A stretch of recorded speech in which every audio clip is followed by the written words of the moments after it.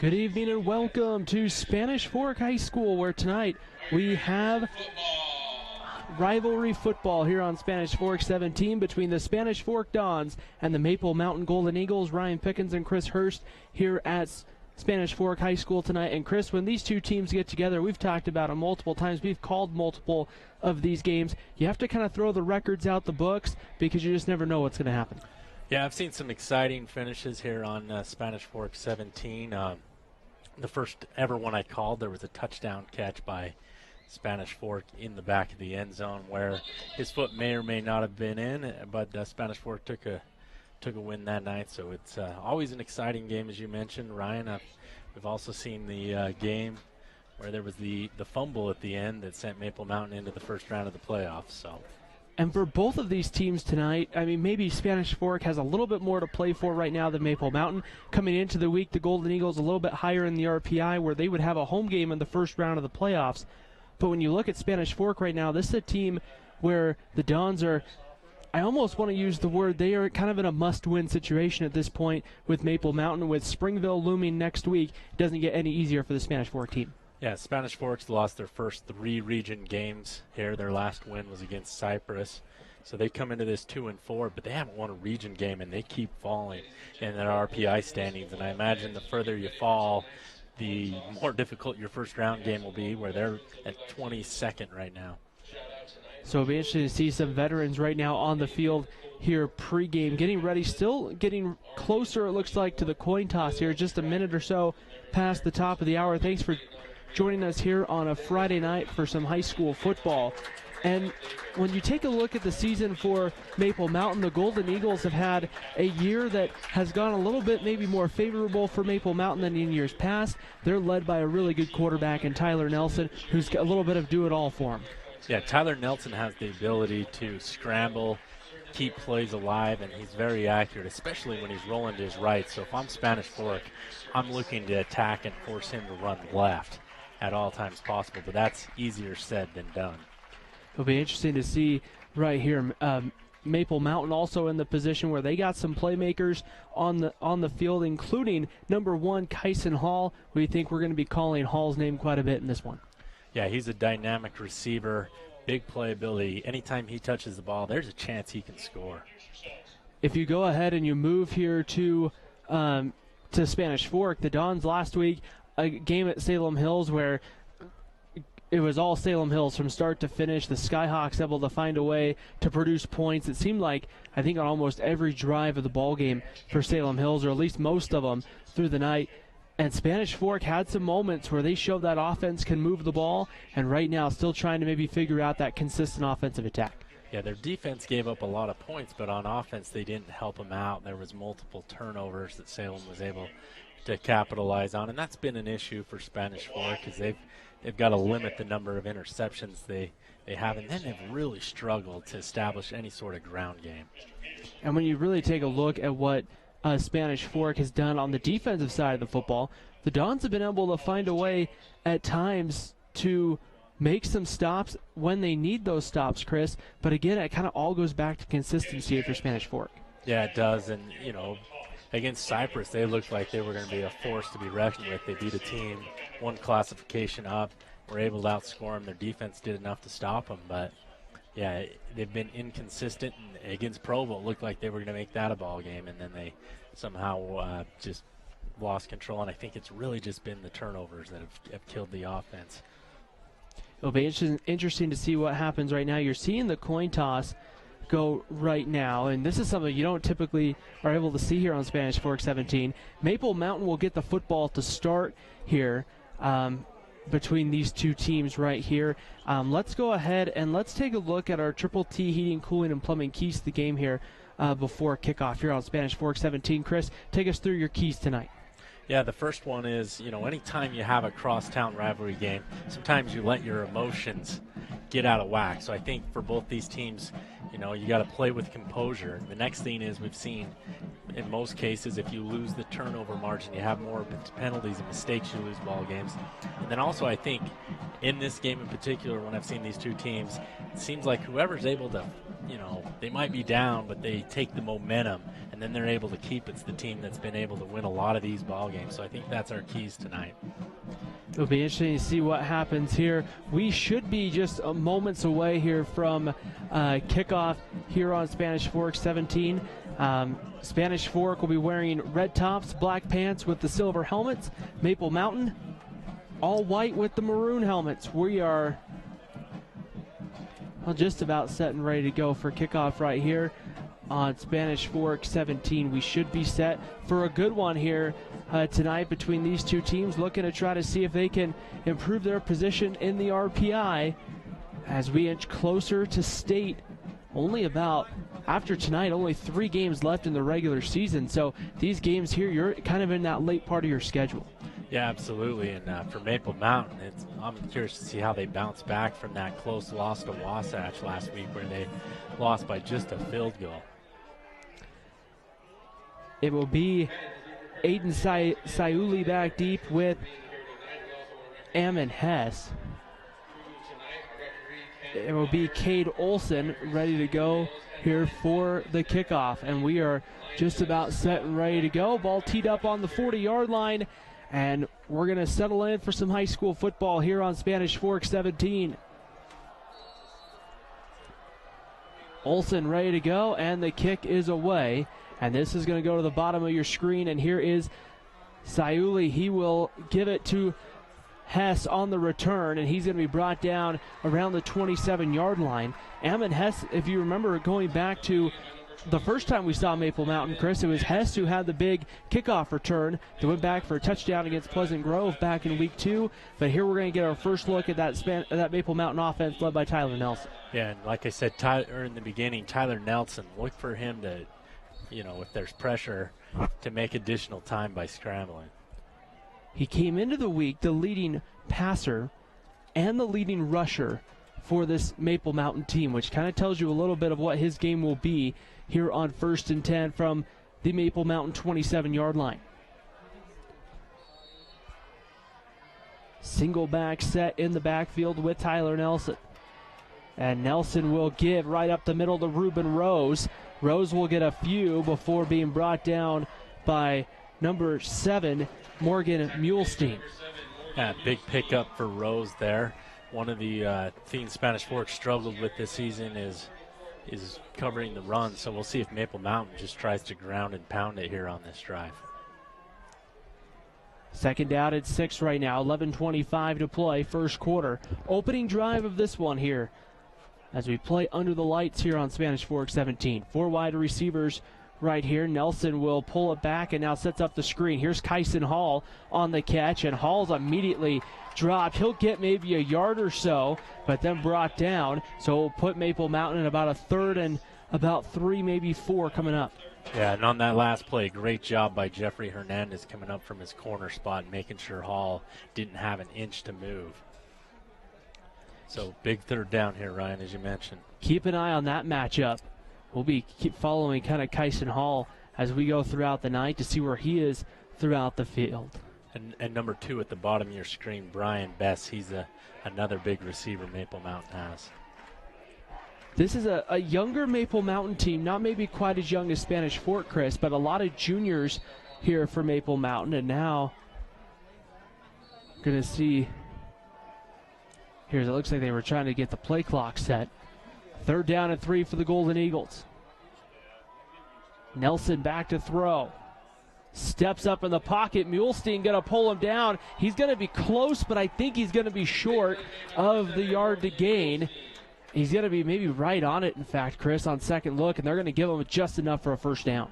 Looked like a very generous spot that time from this angle, but nonetheless, Maple Mountain will get the first down. Great job picking it up on his feet. It's Nelson that time.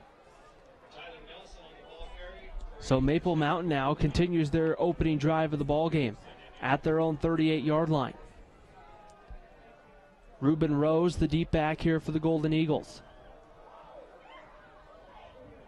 Here's the give right up the middle to Rose, and immediately getting in there is Tayson Reed, number 28, and that time Ruben Rose will lose a yard or 2. Yeah, great job by Reed coming out of his outside linebacker play, reading that well. And it looked like, on that option, I wonder if Nelson has the ability to keep it, and that time he might have wanted to do that. Be 2nd down and 11 with 9:08 to play here in the first quarter. Nelson back to throw with some time. Looking there on the sideline route. Has a completion out to Brian Best, number 2, who breaks the tackle before he's brought down at the Spanish Fork 42, but there's a penalty marker down, so we'll have to hold the spot until we know what the penalty is. Yeah, but a little soft coverage that time, and Brian Best is wide open and then gets upfield. But it looks like they're moving back. So we'll see here what from the looks, it looks like it might be against Maple Mountain. We'll see here what our official is going to make the call here. It's going to be a block in the back against Maple Mountain. So that will back the Golden Eagles up here and take away the big play. And Chris, that kind of goes back to one of our keys tonight of keeping that momentum. Oftentimes penalties can be drive killers. Yeah, absolutely. So they'll be able to take the play. They gain about 7 yards because the block in the back was well downfield, and I guess we'll replay 2nd down. It will be 2nd and about 3. They'll move the ball back to the 45-yard line. Yeah, so instead of being on the plus side of the field, Maple Mountain's still on their side. So maybe not as big of a momentum stopper as you would usually see with the penalty. Here's Tyler Nelson on the keeper trying to get outside. He'll have a yard or two to about the 46-yard line or so. So picks up a yard. That will bring up 3rd down and probably about 3. Yeah, 3rd and 3. This is usually the spot where Maple Mountain probably will punt it if they don't pick it up here. But I wouldn't be surprised if they gave Tyler Nelson to kind of roll him out and give him the run-pass option.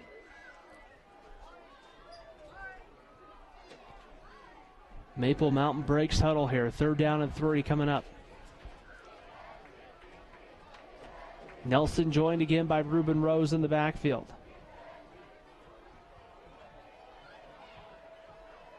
Pressure looks like it's coming. Nelson, 3-step drop, gets it out quickly. There's Brian Best. He's got a 1st down, makes one man miss before being brought down by McCabe Perry. Knocked out of bounds, and that's a Maple Mountain 1st down. Yeah, Brian Best just ran a little out pattern there, was wide open. Well, not wide open, but makes a couple guys miss and picks up a 1st down. And so far he's been Nelson's favorite target downfield. 1st down and 10, ball on the 45-yard line. 7:50 to go here in the first quarter.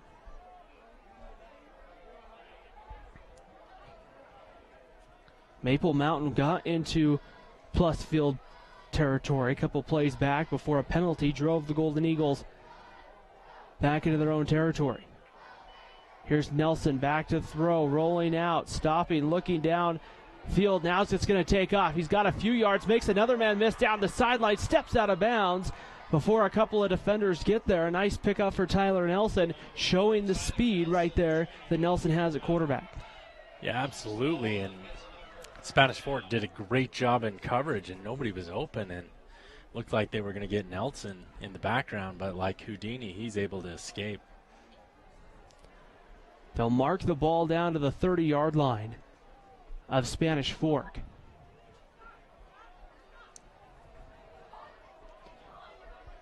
Maple Mountain will huddle in between plays, and they'll use a good amount of the play clock. They'll be set typically to 40 seconds here at the high school level.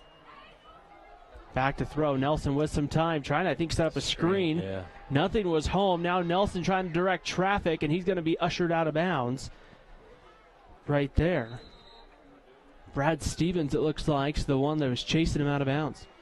And it looked like the screen was covered well and then opened up for a second, but Nelson decided he didn't want to take any chances and picks up 2 yards on a play that really looked like a disaster from the start. It'll be 2nd down and 8 coming up. It's a lot of running for Tyler Nelson here in the first quarter, Chris, to get 2 yards. That is a lot of running, but I guess it's better than taking a loss or having a turnover. We'll see what Tyler Nelson does right here. Three wide receivers. Man goes in motion for the Golden Eagles. Nelson to throw, drops it out. Here's Ruben Rose out of the backfield. He makes the catch, makes one man miss. Then that sideline, an extra defender there for Spanish Fork. Yeah, but Ruben Rose just puts his head down and just barrels and gets a few yards, and that brings it up to 3rd and 5 here. Dallin Pepper, the senior linebacker, on the stop right there for Spanish Fork. And Pepper did a great job of wrapping up that time. It'll be 3rd down and 8 coming up. Well, no, 3rd and about 5, it looks like, right now.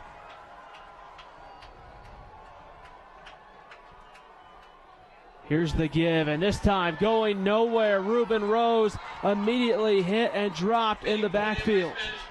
Wow, and he loses 5 yards that time. His number 34, Dallin Pepper, was in there. And that was probably the first time that we've seen in the last probably a couple of weeks that defensive line for Spanish Fork, Chris, just dominate the opposing offensive line. Yeah, and like you said, they completely dominated. It looks like they're going to try a 45-yard field goal here. And Maple Mountain ran off nearly 5.5 minutes off the clock here on this first drive.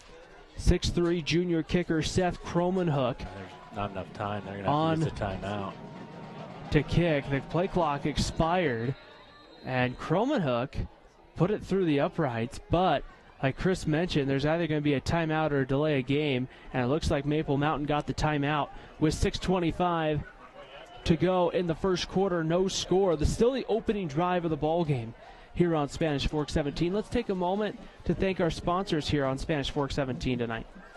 Yeah, we got the car guys at the Blue Diamond Auto Group, Lance Wilson, State Farm Insurance, MVP Sports, Triple T Heating, Cooling, and Plumbing, 2 Jacks Pizza, Mikkel Thompson and Hunter, attorneys at law, and the Driggs Mortgage Team. We'd like to thank these sponsors for making this broadcast possible. Also, you can watch us on youtube.com/Spanish Fork 17, or get on your YouTube app and search Spanish Fork 17 to watch this and other live events. And next week, Ryan, we're going to Springville. Spanish Fork at Springville. Always brings a smile to my face to go back to Red Devil territory. Go back home, back to the alma mater, Chris? Absolutely. Just up the road, should be fun. Our second straight year going there, if I remember correctly. Cromanhook on here for the kick. Snap low, the hold is down. It's a line drive kick, and it's through the uprights and good, and it's 3-0 Maple Mountain. So the Golden Eagles use the long drive. However, it ends up in points. Wow, yeah, 3 points for Cromanhook and 44-yard field goal. He made that thing look easy. I don't know how far it would have went in, but he has the range to kick a 50-yard field goal if they need him. That's a good sign. We've seen Maple Mountain through the years, Chris, have really good kicking games, and it really helped Maple Mountain, especially when you get into the playoffs and those late games. And a night like tonight where the field is dry and no rain, that really helps the kicking game as well. Yeah, it does, and that's not a luxury every team has, so that's definitely a strategic advantage Maple Mountain has. Spanish Fork will get their first offensive possession of the night. McKay Perry, the sophomore, back deep to receive. He's standing at his own 2-yard line. And Seth Cromanhook, who just put the 45-yard field goal through the uprights, will get ready to kick it away. Yeah, and I imagine if Cromanhook wants, he can kick it out of the end zone here. So we'll see here what Seth Cromanhook does here on this kickoff. Stands beginning to kind of rattle and shake here at Spanish Fork High School on the kickoff. Cromanhook's now told that he can go ahead and kick it away, which he does. This is going to be a low line drive kick, and Perry watches this one about 3 yards deep in the end zone, and this one will come out here to the 20-yard line. And now we'll get our first look at that Spanish Fork offense. They did a few things right last week, Chris, just not consistently enough. And again, the question's going to be Caden Holt or Zach Dart. And it looks like Holt's out there, so I imagine Holt's strength seems to be when they put him in that run-pass option, give him multiple looks. At least against Cypress, he was very successful in that, running that play. So Caden Holt in there from shotgun, joined by Tayson Reed in the backfield. It will be Holt on first down on the quarterback run there on the option, and he'll get about 3, maybe 4 yards on first down, bringing up a second and about 6. Yeah, great job by Caden Holt keeping it that time, recognizing the defensive ends crashing on the running back and picking up 4 yards. Second down and 6 coming up here. A good pickup on first down for Spanish Fork. This first quarter kind of flying by here at Spanish Fork High School. Yeah, both teams huddle up, and that really moves the ball game along. Holt ready to go in the pistol formation this time. Throws the quick screen. Here's Elias Davidson. He did not make one man miss. Right there on the tackle for Maple Mountain was Braxton Cottom. Yeah, pretty good coverage there, but Spanish Fork's still able to pick up 3 here, and so it brings up a manageable 3rd and 4, and plenty of options here for Spanish Fork's offense on this down and distance. Bring up 3rd down at about 4. One nice thing to note if you're Maple Mountain, Chris, we saw back in that week 2 ball game.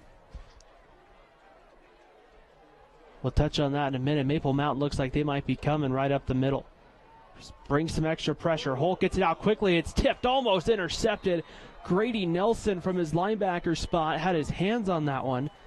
It was Grady Nelson in that week 2 game against Pleasant Grove that ended up being taken off the field by the paramedics, but back on the field here tonight for Maple Mountain. Yeah, that's awesome that he's able to recover from that injury and come back this season. You never know. It's really scary when we have those long delays and they have to call the paramedics. So great to see Grady out there.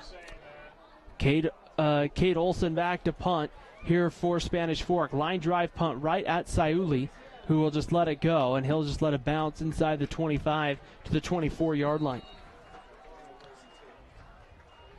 Well, 3 and out is not the way Spanish Fork wanted to start this ball game on offense, but they didn't turn it over, and then they pushed Maple Mountain back on the field position game, so could have been a lot worse for them. So with 4:49 to play here in the first quarter, Maple Mountain will get their second possession. We saw a very, maybe not methodical drive from Maple Mountain, Chris, but not a lot of flashiness, just kind of straight power football. Yeah, and it featured a lot of Tyler Nelson, and then he was able to get the ball to Brian Bessick a couple of times, and that's really the 2 guys that moved him down into field goal range. First down and 10 coming up right here for Maple Mountain. Their second drive of the night, this one starting from their own 24-yard line. Again, Tyler Nelson joined by Ruben Rose in the backfield.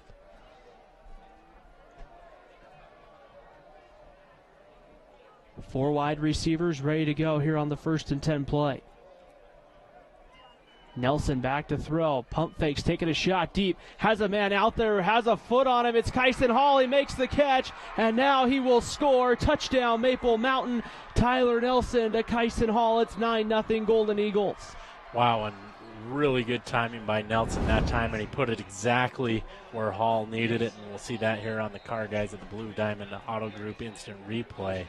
And it's a 76-yard touchdown catch by Hall, and he really showed his speed and athleticism on that play. And we're going to have a sideline warning issued against, they indicated against Spanish Fork.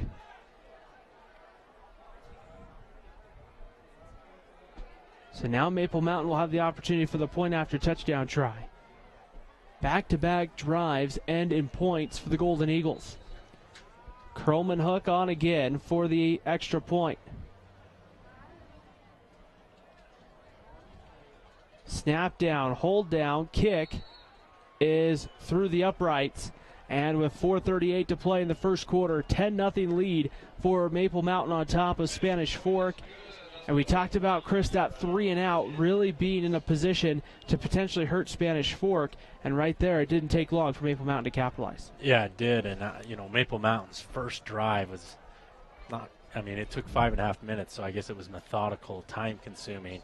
And they ended up getting a field goal, but it almost drew in the defense to set up that big pass where there wasn't a safety over the top that time, and Hall was able to haul it in and score a touchdown.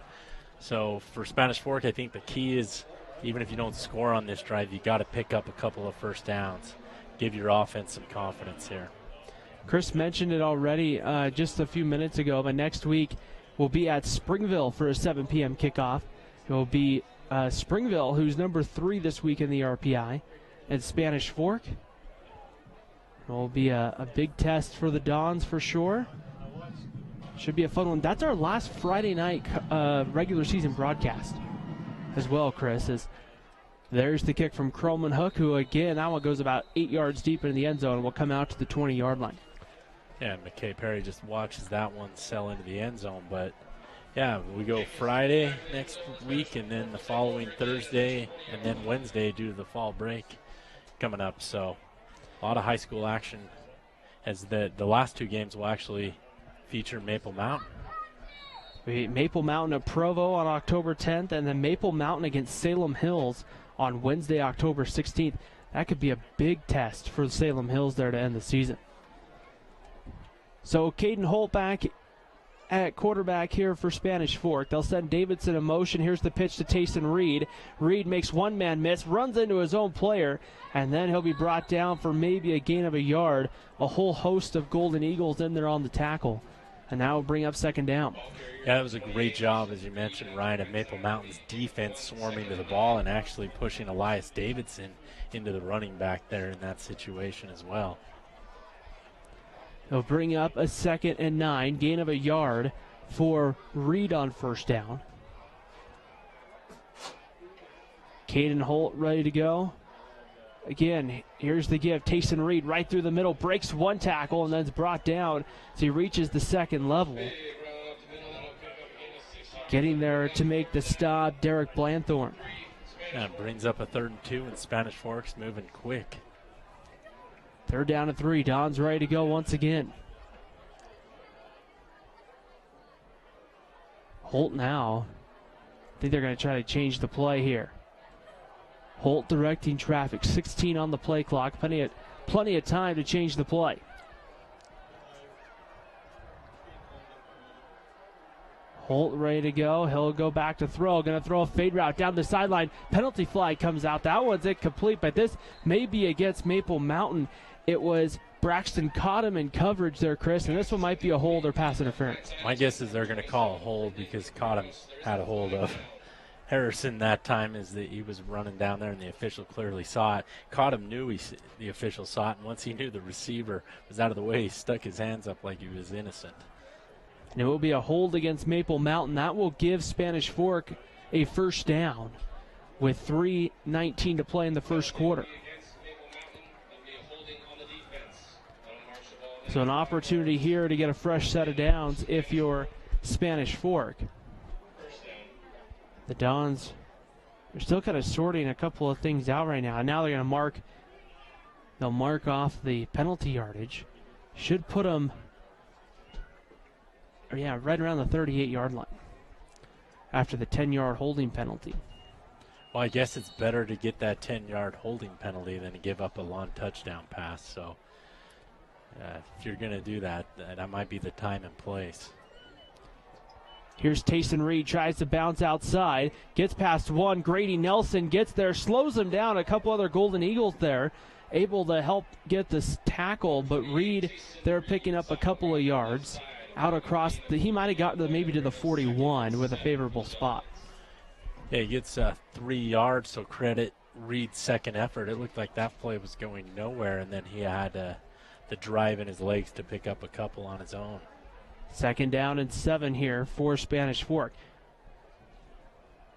The Dons just appear to be going a little more up-tempo than what we've seen in the first few weeks, Chris. Back to throw. Holt gets it out quickly on the slant route. That one incomplete. I think Swayze there looking for something from the official, but that one goes incomplete to bring up 3rd and 7.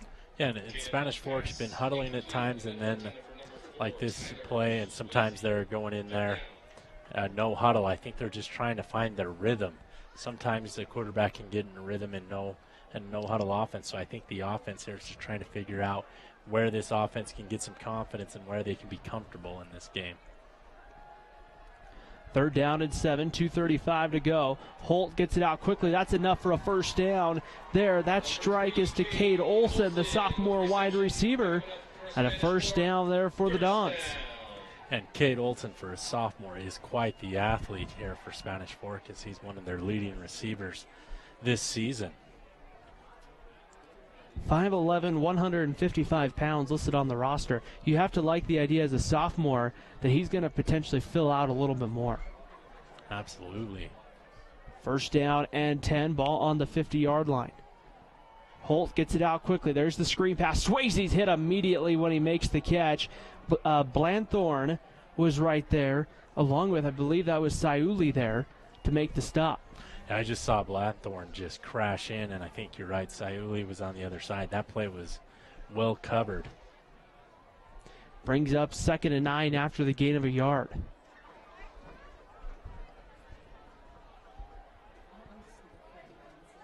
They're going to go here with 4 wide receivers. Here's a give. Tayson Reed straight up the middle. And Reed's got a nice pick up there with a power run game. He'll be a couple of yards short of the marker. But, Chris, if you could just add an element of the power run to this offense and get 3 or 4 yards to carry, you're going to open some stuff up with Caden Holt's arm. Yeah, you will, and that'll open up play action later in this ball game. 3rd down and about 3 coming up. 4 wide receivers. Here's the give, straight up the middle. Tayson Reed's going to be close to the marker, and it looks like he's going to have just enough there, maybe on the final stretch there. Yeah, Reed picks it up by at least the length of the football there, and Spanish Fork's starting to get this drive going here. First down at 10 coming up. 2 minutes to play, first quarter. And this seems like it's been a very quick first quarter. We had, I believe, 2 penalties, so that's been moving the game along.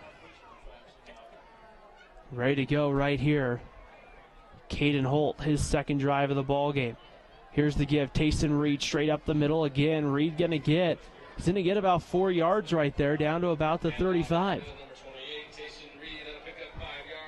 So 2nd and 5, and anytime you can pick up 5 yards on first down, that really opens it up here. So if I'm Spanish Fork, I might just keep pounding Reed until they can stop me on this drive. 2nd and 5 coming up right here. Once again, we see the pistol formation.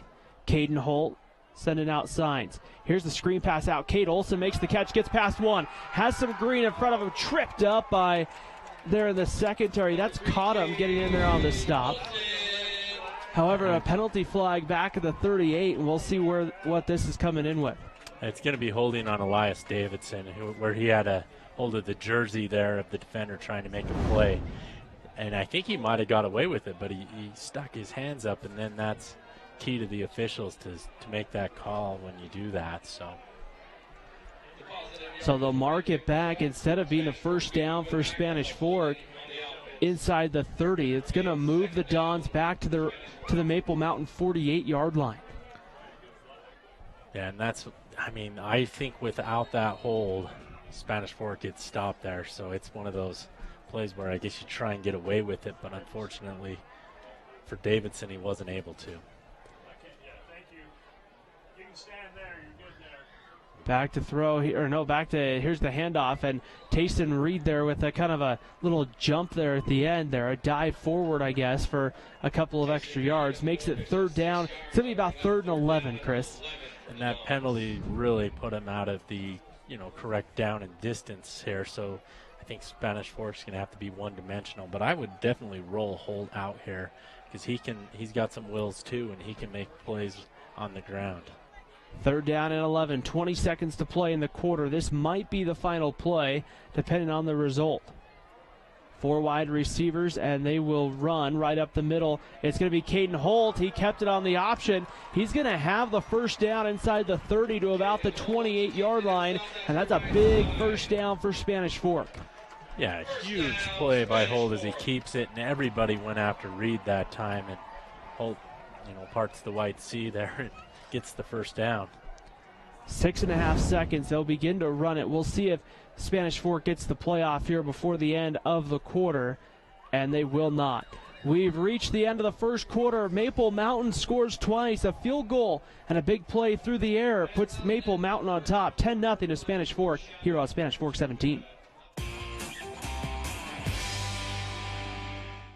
If you're looking for a workout, you know MVP Sports is the place to start, and that includes pickleball. MVP Sports has all you need to get active in this growing sport. Paddles, shoes, clothing, and the pickleballs. MVP Sports in Spanish Fork. The best time to check your furnace is before it fails, and you can rely on Triple T to do the job right. Our technicians are trained every year so you can sleep better at night, knowing your furnace is safe to operate. Call Triple T at 798-7711 to schedule your tune-up today. Need a new car or truck? Come to the guys you trust. The Car Guys are part of the Blue Diamond Auto Group, and they have the best selection of quality vehicles at the best prices for your budget. The Blue Diamond Auto Group with the Car Guys at 872 North Main in Spanish Fork.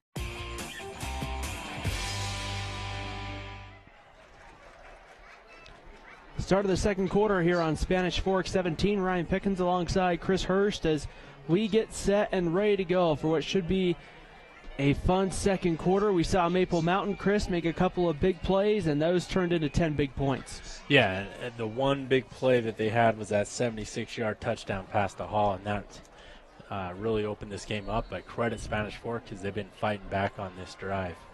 This is a kind of drive, if you're Spanish Fork, you really need to come away with points right here, as it will be Tayson Reed getting the carry on first down, and Reed will fight ahead for a couple of yards. Not much there going on first down, though, for Tayson Reed. Yeah, and Reed's been having a good ball game. Credit the offensive line who's opened up some big holes for him. And we'll see if that opens up some things for this offense through the air as teams have been able to dominate Spanish Fork or stop the running game, and it really hasn't allowed it's turned Spanish Fork into one dimension. 2nd down and 9 coming up here for the Dons. Holt pump fakes, taking a shot over the top for Harrison. Just overthrew him as that one went towards the end zone. And that will bring up 3rd down. Yeah, they had a one-on-one, and then the safety started to move over there. That's what they wanted, was to take a shot there with Harrison, but a little out of his reach that time. Be 3rd down and 9, another passing situation. But we saw last time in 3rd and 11, Spanish Fork went to the kind of the RPO type play and let Caden Holt keep it. This time he'll keep it. Now he'll sling it out there to Cade Olson. Olson trying to use his speed. Makes one man miss. Makes a second man miss. And it's brought down at about the 16-yard line. That's good, though, for another Spanish Fork first down. I think he's going to be just short. He stepped out of bounds. 1 yard short, it looks like.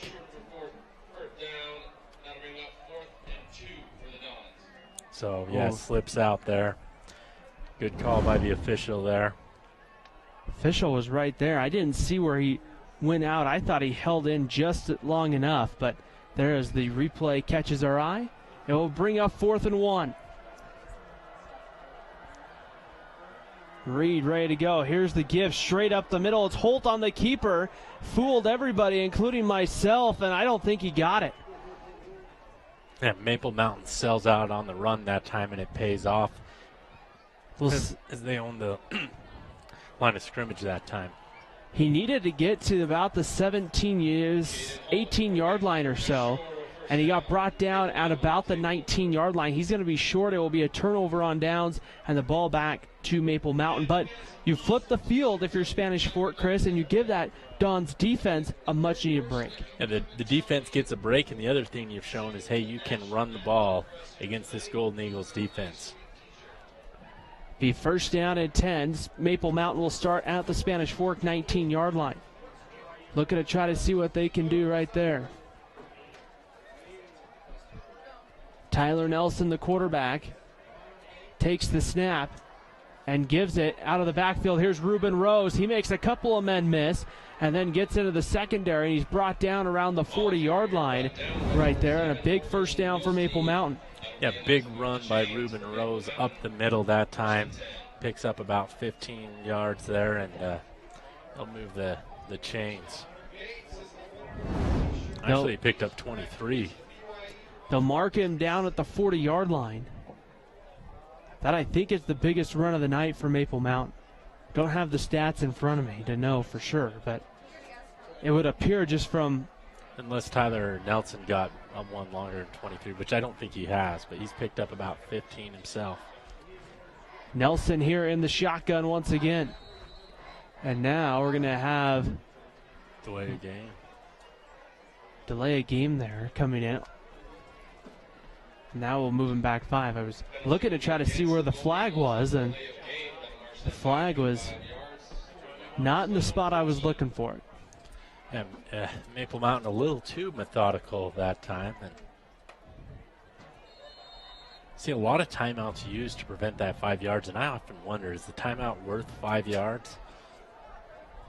Probably depending on the offense. Nelson back to throw with some time. Pump fakes, now pulls it down. Now being chased, Michele Lua lays a big hit there on Nelson. There's a penalty flag in the backfield right there, and that pass goes incomplete. It'll bring up third down. I guess the issue is if you have a 5-yard penalty followed by a 10-yard penalty in your backfield, you're going to be first in a mile. So now bring the Golden Eagles back. They'll be deep in their own territory. That holding penalty took way back in their own backfield. This might be the time to just try and run it here and see if you can pick up some on first. And it's going to be first down and 35. Yeah, first and 35. Ready to go right here. Nelson joined in the backfield by Quinlan Jackson. They fake it to Jackson. They get it out. Here is Brian Bess on the screen pass, and Bess will get a good piece of yardage back there on the screen on first down. He's going to get somewhere in the neighborhood of 7 to 9 yards. Yes, I think picks up some of it and brings up second, more manageable, 28. Every yard helps, I think, at this point, if you're Maple Mountain. But you have to kind of watch for them maybe taking a shot to the bottom of your screen with Kyson Hall. McCabe Perry better be kind of on alert there on his island. High snap, Nelson gets it down, steps up now. He's going to try to take off, throws it high. That one in and out of the hands of the intended wide receiver, Dallin Lewis, but a penalty flag coming in from the secondary. And that's the furthest official right there that brought that through. That's where the flag is anyway. I don't know what he saw. We'll have to see what they call. I guess it could have been a late hit in that situation or something that happened after the play. Preston Parrish, and they're going to wave the flag off right there. Preston Parrish kind of jumped off the Spanish Fork sideline. The officials must have conferred and agreed to just wave that penalty flag off. So it's going to be third down and about 20 or so coming up right here. It's about 24. Nelson from shotgun. Back to throw with some time. Has some time now, rolls away.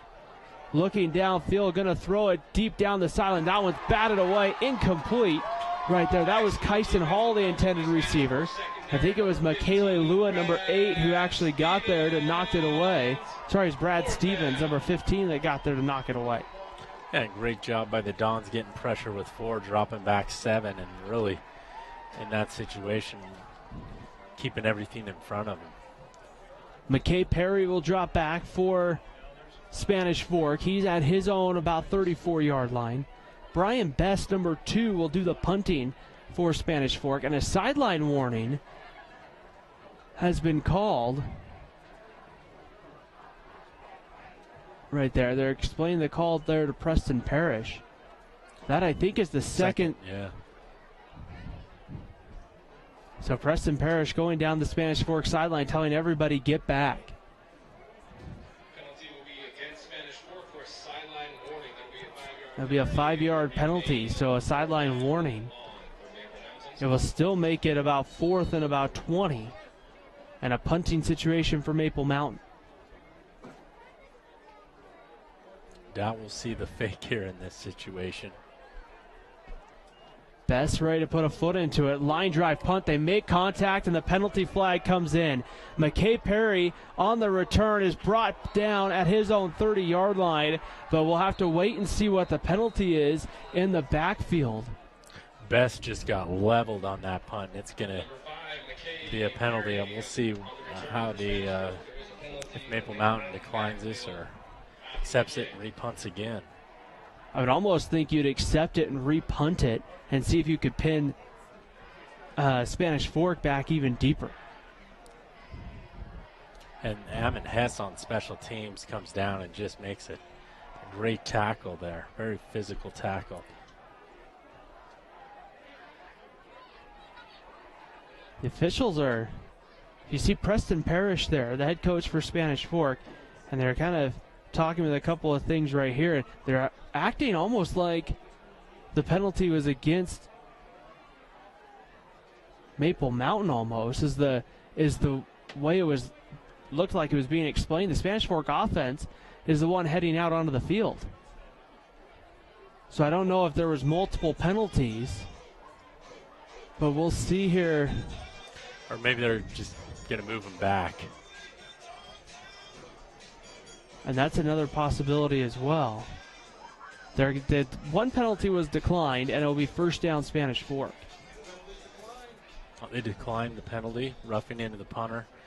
Didn't want to give Spanish Fork a chance to return it, I guess. So, and it wouldn't have given them a first down because they needed the 20. That's where some of those penalties, Chris, really came back to maybe hurt hurt Maple Mountain, is because if you didn't have a 4th and about 20, you might have picked up a first down. 8:44 to go before halftime. Caden Holt gets this one out quickly. That is complete down the sideline. Cade Olson, number 3 on the catch. And Olson gets to about the 44, maybe the 45. Yeah, great job by Olson picking up big 12 yards there on that catch, and does a great job of catching it first and then running. A lot of times we'll see guys just drop it in that situation. So it'll be first down and 10. They move the ball out to their own 44-yard line. 4 wide receivers on the play. And they just quickly get this one. Gabe Oldham bobbled it, then brought it back in and made the catch, it looks like. He's going to pick up around 7 or 8. Just a quick strike out there to Gabe Holt. It's brought down by Brian Holt, but didn't catch it cleanly that time. Is Oldham, but catches it nonetheless. Gabe Oldham has at least 1 touchdown on the year. Gives you a nice threat there around the end zone especially. We'll see what they elect to do right here. Boy, no safety really help over the top if you're Maple Mountain. The Golden Eagles are coming. Here is Tayson Reed up the middle. Reed, it looks like, will be short on the marker. He'll be about a yard short there of the yard to gain. That'll bring up a 3rd and 1, so I imagine we'll see more of Reed or Holt on this run play. So 3rd, they need about 2 yards with 4 wide receivers. Reed ready to go. Directing traffic is Caden Holt. 6 seconds on the play clock. Holt back to throw. Now rolls away. Pressure comes. He steps up and goes down. Gets rid of the football. And they're going to say Maple Mountains picked it up like it was a fumble. They're going to say there's forward motion. And the pass goes incomplete. And now bring a 4th down. The only question I have, Chris, was he must have been outside the tackle, because I would have thought for sure he would have saw intentional grounding there. I think the ball also has to cross the line of scrimmage. There might have been a running back in the area as well. But it looks like Spanish Fork's going to go for it here, so that, well, guess not. Maybe a quick thought, but now it looks like they'll bring in Cade Olson to punt. And this might be an area where you have to be kind of watchful of a potential fake. And Spanish Fork ran out of time. We'll use a timeout here. So we'll see here with 7:46 to play here in the second quarter. Let's take a moment to thank our sponsors here on Spanish Fork 17. We got the Car Guys, the Blue Diamond Auto Group, Lance Wilson State Farm Insurance, MVP Sports, Triple T Heating, Cooling, and Plumbing, Two Jacks Pizza, Mikkel Thompson and Hunter, Attorneys at Law, and the Driggs Mortgage Team. We thank them for making this broadcast possible. We want to welcome those watching on our YouTube page, youtube.com/SpanishFork17, where you can catch replays of this broadcast and the one coming up next Friday night from Springville High School. It will be Spanish Fork and Springville, a 7 p.m. kick up there, and that should be a good one as well next week for sure. Yeah, and that'll be a very challenging game for Spanish Fork, as they've really struggled against the teams that are physical, and Springville will be a physical team like Provo and Wasatch that they played earlier. Springville throwing the ball a little bit more than what they've had in the past, but still you get that physicality element in there, and so it'll be interesting to kind of see what happens next Friday night. But hey, we still got two and a half quarters of this one left, Chris. And the offense is back on the field here for Spanish Fork, so they've changed their mind. So it's a big 4th and 2. A turnover gives Maple Mountain good field position, but a chance to get a first down right here potentially gives them a good opportunity. Here's the give right up the middle. Tayson Reed. It's going to be close.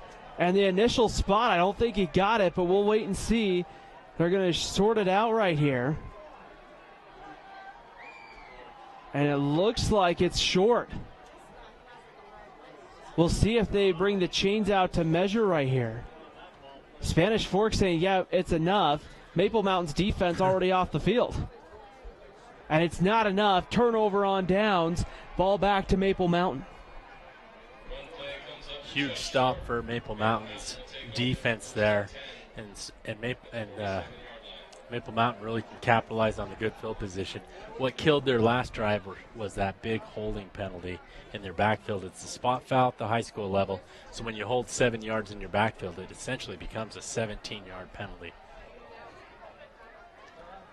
The second time tonight the Maple Mountain defense has come up with a 4th down stop, and now the offense back on the field right here, starting at their own 47.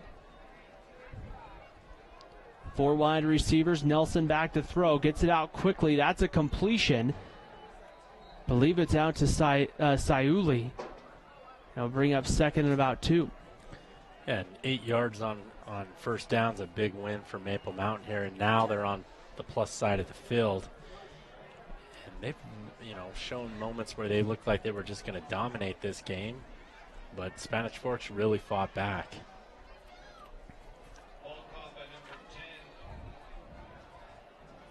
Second down and 2 coming up right here. Ball on the 45-yard line.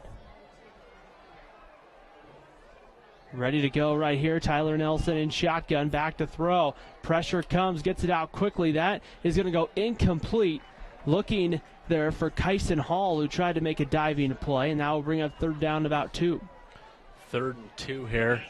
On 2nd and short, Maple Mountain decides to throw it there, which you see a lot of coaches doing that down and distance. We'll see if they come back with a running play here. We saw a lot of Ruben Rose early on. We haven't seen as much of Ruben Rose here in the last few offensive plays.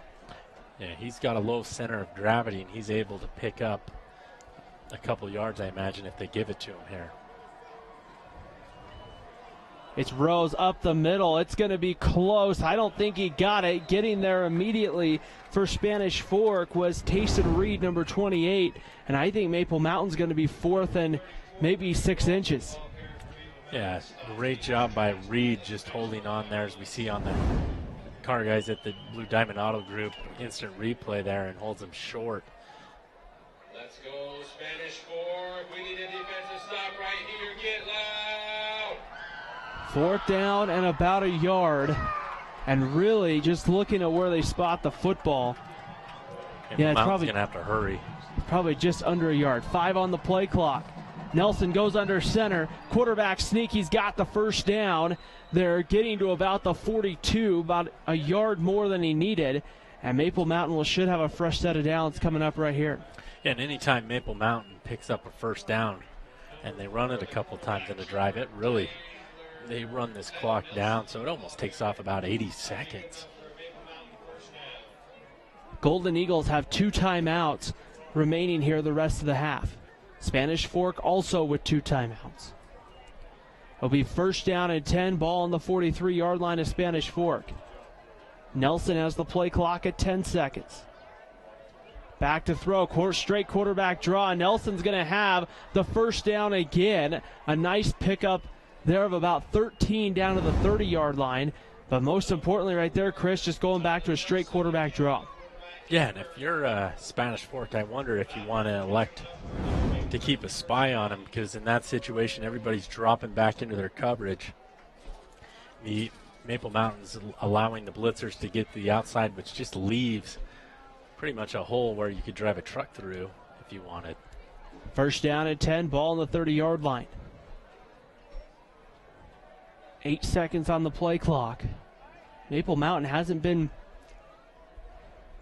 too worried about getting the snap off quickly. Nelson going down the sideline looking for Kyson Hall. That one in and out of the hands. Jeffrey Hernandez right there on the coverage, and that brings up second down and 10.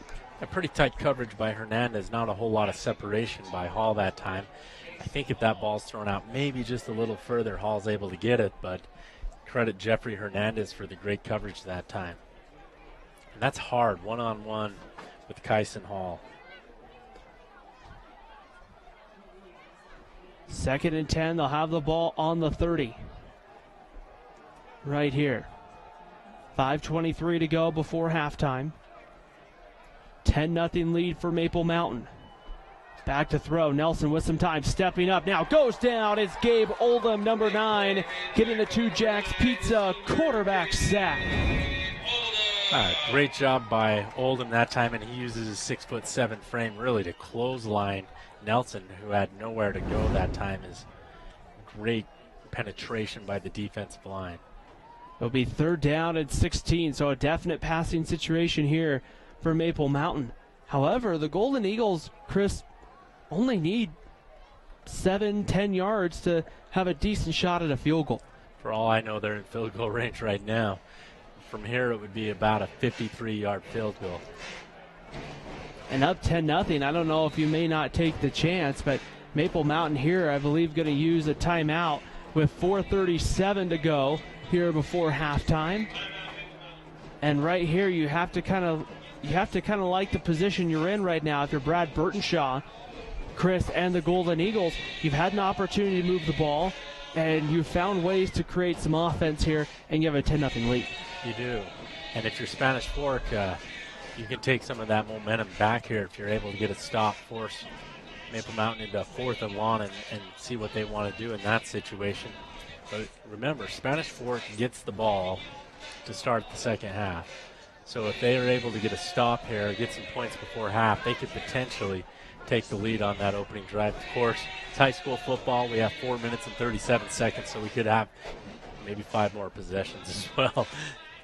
We've seen, especially from Spanish Fork, Preston Parrish, he'll be aggressive and call those timeouts to make sure they get an extra possession. So 3rd and 16 coming up. Although I think they'll only have one more timeout left after they've burned 2, or they have 2 more.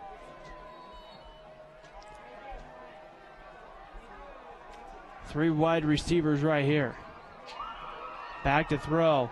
Nelson looking deep, taking a shot, has a man out there, and coming down with it. Did he hold on in the end zone? He did. Touchdown. That's Kyson Hall, his second of the night. And it's a 16-0 lead for Maple Mountain. So how do you follow up a big 76-yard catch and run? with a diving catch in the end zone. That was a 36-yard touchdown pass from Nelson to Hall that time. Great catch in the end zone. Has to extend out. And looks like he hangs on to it, keeps that ball off the ground. Great catch by Hall. Evans on the coverage there for Spanish Fork. Snap good, hold good by Kromenhoek, and that one's through the uprights here. So a 17-0 lead for Maple Mountain. The coverage there everything was right on that. Chris, it was just the ball put in a great spot, and Kyson Hall went and made a great play. Yeah, great throw by Nelson. Great catch by Hall. So sometimes great defense just gets beat by better offense, and I'd say that's a case of the offense just having a little bit of an advantage there. And, you know, what a great weapon Maple Mountain has in Hall. We'll check out this week's RPI rankings that came out, Chris. It was interesting to kind of see here. We've seen now these coming out a couple of times. Kind of interesting to see some of the changes there, and some of the teams that we've seen. Here we've seen an interesting kind of maybe switch with Wasatch and Provo. Yeah, Provo was in the 6th spot. They lost to Lehigh, so that dropped them to 8, but Wasatch beat Maple Mountain by 3.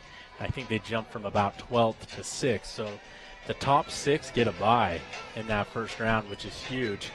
And if you're Salem Hills, you've got home field advantage until Rice-Eccles, and actually the top 4 teams potentially could have 2 home games as well. So I think the key is you really want to get in that top 6, and if you can get in that top 4, you're guaranteed really 2 home games if you're able to win your opening round games.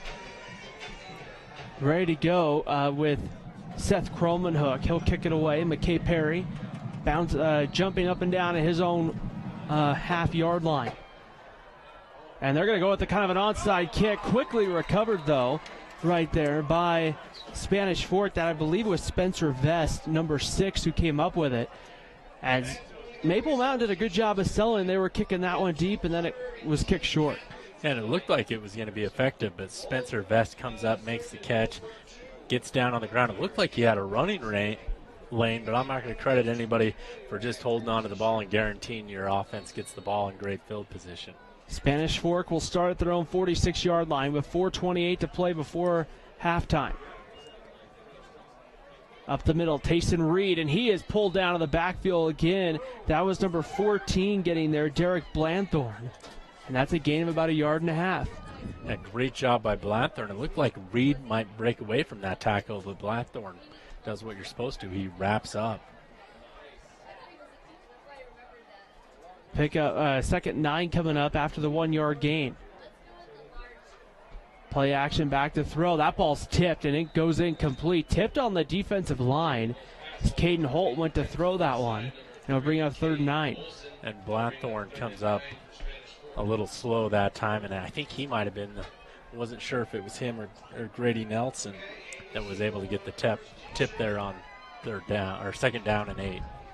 So it'll be 3rd down right here. They need about 9 to the Maple Mountain 44-yard line. 4 wide receivers on the field. Holt gets it out quickly, looking for Swayze. That one, it looks like batted down by number 85, Peyton Breinholt, and that will bring up 4th down.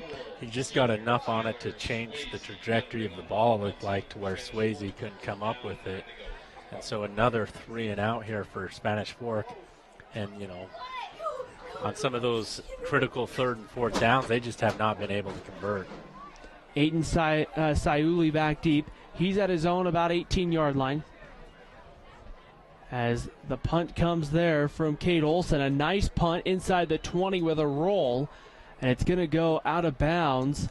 And it looks like the 13-yard line. So you're going to make Maple Mountain drive a good portion of the field here with 3:50 to go before halftime.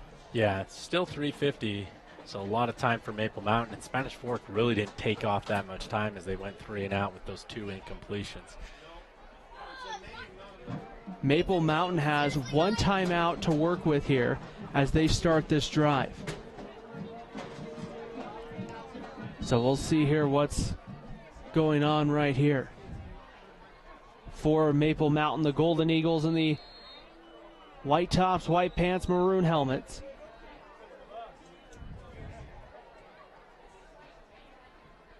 Spanish Fork in the red tops, black pants, and silver helmets.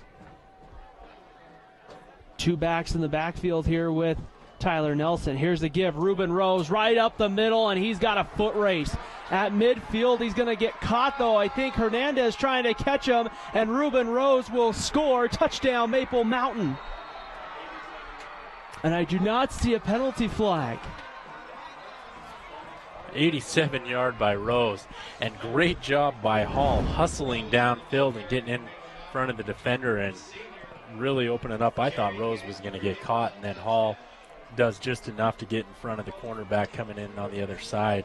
I think that was Jeffrey, 17. Was that Hernandez? I thought Jeffrey Hernandez was going to catch him, but Kyson Hall right here is able to just run parallel enough there to kind of be a blocker there, so to speak, and prevent that tackle from being made.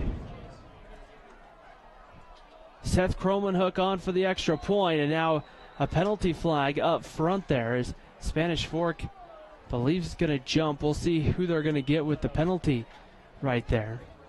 But, man, it's the small things in football, like your wide receiver throwing a block. Actually kind of threw two blocks to deter those Spanish Fork corners there. I don't think Rose would have made it. Still would have been a huge momentum-shifting play and a big gain, but Hall with that extra block, they're able to score on 1st and 10 from their own 13.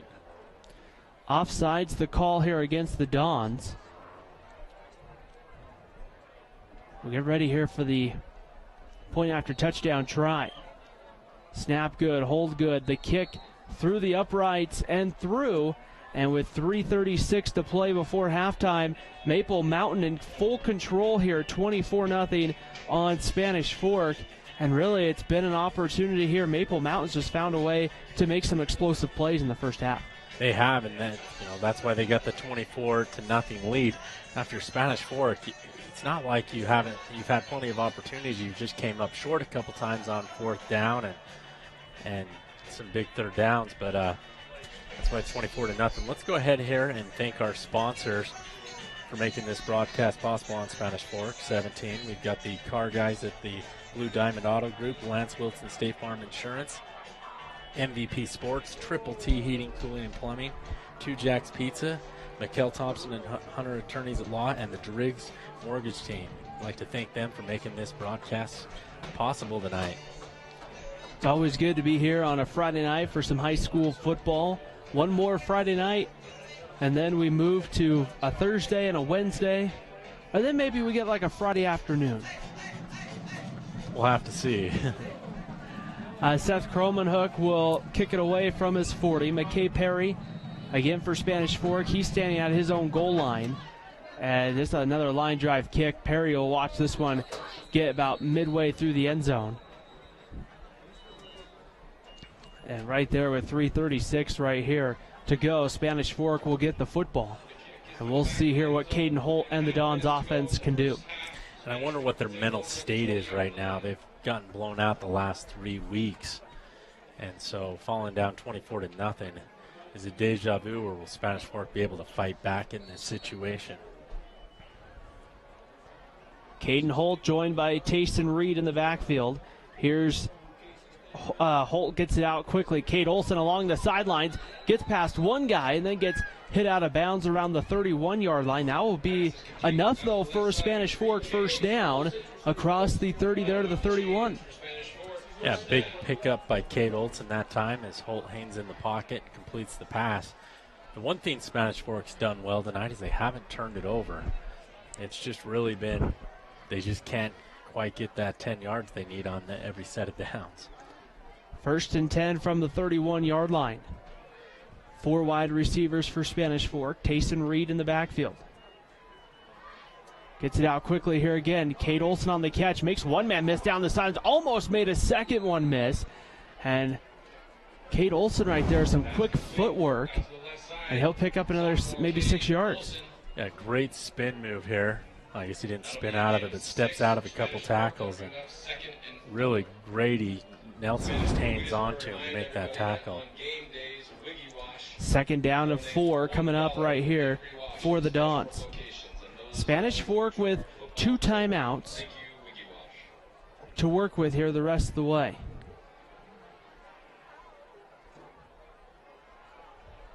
Caden Holt directing traffic, direct snap here, a little trick play coming. Olsen will throw it back out. Here is a completion to Caden Holt down the sideline using a blocker, pushed out of bounds at around the 35 to the 32-yard line. So you get Cade Olsen to Caden Holt. However, there's a penalty flag back in the backfield.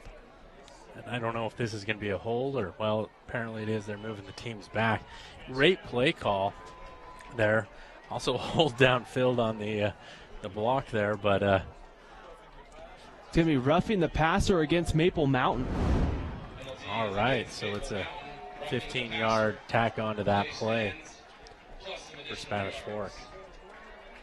Great play call. Way to mix it up there, change things up, and Holt was wide open in the middle of the field. So right there, it will end up being a first down for Spanish Fork, trying to see where they're going to mark it. It's going to be, looks like the 23 or the 23 or the 24-yard line. And this is a big possession right here for Spanish Fork to try to come away with a touchdown.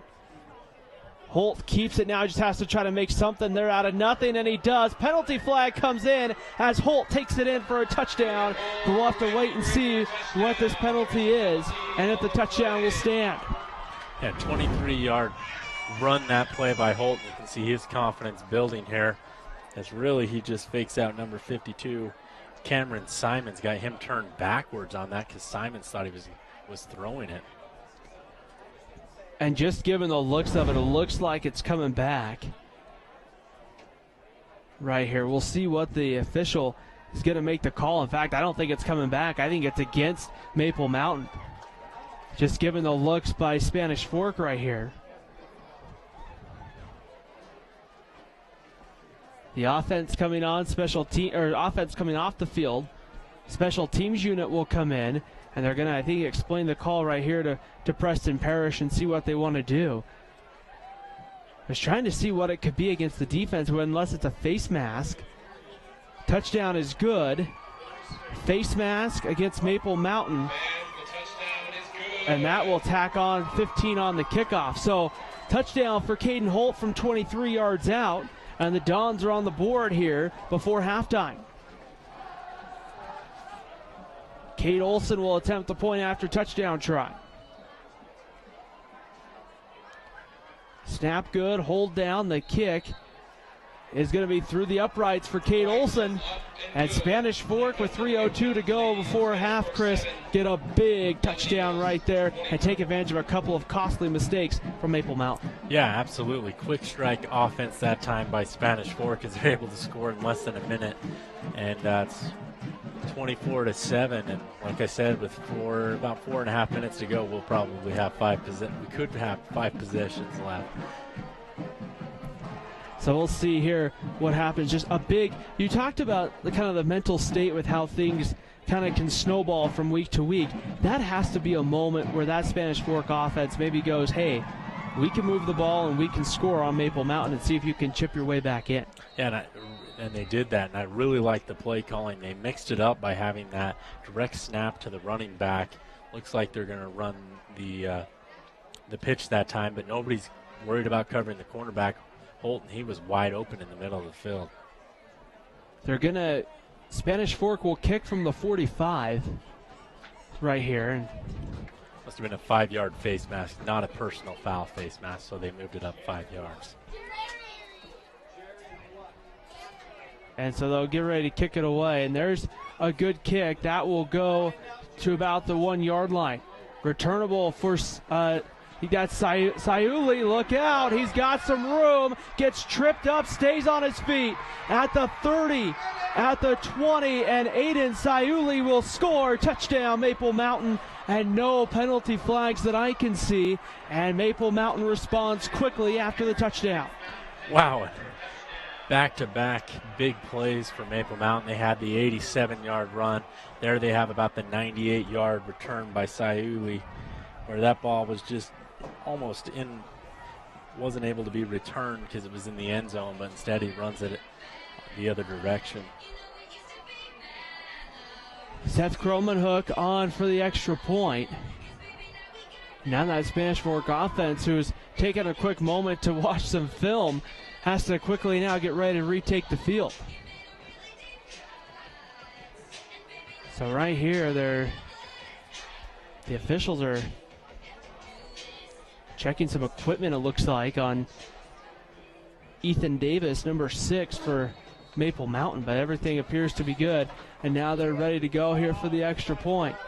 And Seth Kromenhoek puts it through the uprights. And with 2:46 to play before halftime, Maple Mountain responds. Quick strike there on special teams. And it's a 31-7 lead for Maple Mountain on top of Spanish Fork.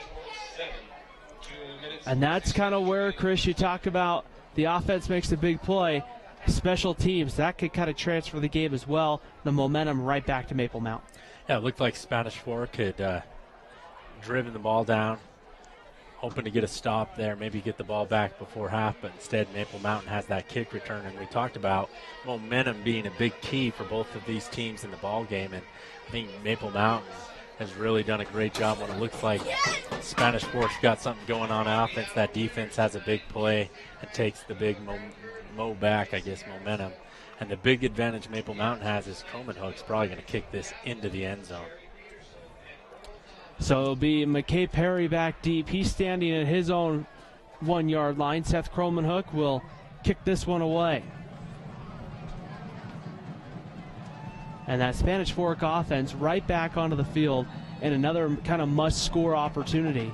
And Kromenhoek will kick this one into the end zone. Perry will make the catch, but about 4 yards deep. And now we'll see what the Spanish Fork offense can do with Caden Holt coming off of the drive where Holt ended in a touchdown from 23 yards out. And now we'll see here exactly what the play call is. Spanish Fork had some success with those intermediate kind of just quick passes. Yeah, they have, and I think if they continue to run it here on that RPO as well, I think they've got some of those Maple Mountain defensive linemen confused. But Maple Mountain's given up a few plays, but they, outside of that last drive, they've really bended but not broken. Tayson Reed in the backfield. Here's the give to Reed on first down.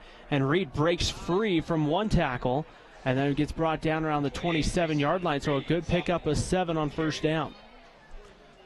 And plenty of time here still with 2.5 minutes to go here in the second quarter. So we'll see if at some point if Spanish Fork hurries up, but I think they can wait here a minute or so before having to do so. Second down and 4 coming up with 2:16 to play here in the half.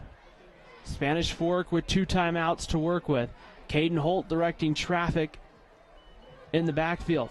He'll look to throw. That one might have gotten tipped, but it goes incomplete behind Cade Olson right there, and that will bring up third down. And Maple Mountain's defenders have tipped multiple balls. If the line's not able to get to Caden Holt, they're putting their arms up and they're getting some fingertips on that ball. So bring up 3rd and 4 right here. 2:05 to play here before the half. We do want to welcome those maybe watching. We have a screen down by the Snack Shack tonight. Want to welcome those in line right here. And here's again here's another kind of trick play with Davidson on the reverse, and that's going to be enough for a Spanish Fork first down. Across the 35-yard line or so, and a good pickup there on the reverse. And that's a great play call there by Spanish Fork because they've seen something now. Hey, with the when we go into that option, we're getting to the edge before Maple Mountain. They kind of had Olson to the edge on that pass play, and then that time, who was that? That was Davidson, wasn't it? Caden Holt gets it out quickly. This one's caught again by Cade Olson. A big hit on Olson right there, coming from the safety spot right there. And that's Sayuli, I believe, they're on the stop. But that should be good enough for another Spanish Fork first down. It's going to be close, but I think it's enough. Yeah, they'll pick up the first down. Olson does, and wow, what a big hit that time by number 10, Sayuli. And I think they didn't call it helmet to helmet, and he led with his arms, not with his head. First down and 10, ball on the Spanish Fork 46-yard line. Holt back to throw, steps up, now going to try to scramble and gets something here. He'll get up the field and then is pushed out of bounds, but a good pickup from Caden Holt right there of being able to find a way to get somewhere in that 4 or 5 yard range. Yeah, and it looks like Spanish Fork's offense in these last couple of drives have really found their rhythm here, and it's shown as they're picking up yards in chunks. So it'll be 2nd down and 7 right here. They're going to give them 3. Clock does stop as Holt got out of bounds. 4 wide receivers. Back to throw, and penalty flags and whistles blow right here. And we'll see, and I believe we're going to have legal procedure, it looks like, against the Dons. So that will back up Spanish Fork. And that will make it to 2nd and 12. Yes. 2nd and 12 for the Dons is a lot worse than 2nd and 7 here, but it's still not a killer penalty. I think the one big penalty Maple Mountain had with with the spot foul, that really can derail a drive in a hurry. 2nd down and 12 from their own 45-yard line. Back to throw, they get it out, and that was, I think, again, tipped at the line, and that brings up 3rd down. Yeah, that was Trevin Hubbard, and I think he's done that multiple times from his defensive end position, where he's timing it up, where he's jumping up right at the right time and batting that ball down. So it'll be 3rd down and long for Spanish Fork. Looking to try to see if they can pick up a 1st down. They need to get to the 43 of Maple Mountain, so usually this would be a passing situation all the way. We'll see what offensive coordinator Jake Brandon has called right here. Holt looking over towards the sideline, now directing some traffic. 2 on the play clock, though. He's got to hurry and just gets it off, but I think Spanish Fork called a timeout. Preston Parrish will use the Dons' 2nd timeout of the half here with 1:41 to play before the half ends right there, Chris. And that's a big, that's maybe a big timeout to have to use there with just trying to get the play call in. It is a big timeout to use. Yeah, you'll kind of waste one after a penalty there. You're not able to get the play in after 25 seconds. And I wonder if, it used to be 25 seconds when they set the ball. This year it's a rolling 40 seconds. So depending on your crew, you might have a little more time this year. It kind of went similar to what they've done at the college level with the play clock, I think, is what they've kind of done with high school. Yeah. Where that play clock, once the play is over, the 40 seconds begins. So I think they need to, I like when they uniform the rules in this situation. Apparently we're giving away Wiggy car washes and people think we're in charge, Ryan. 3rd down and 12 coming up. All I know is it's not me.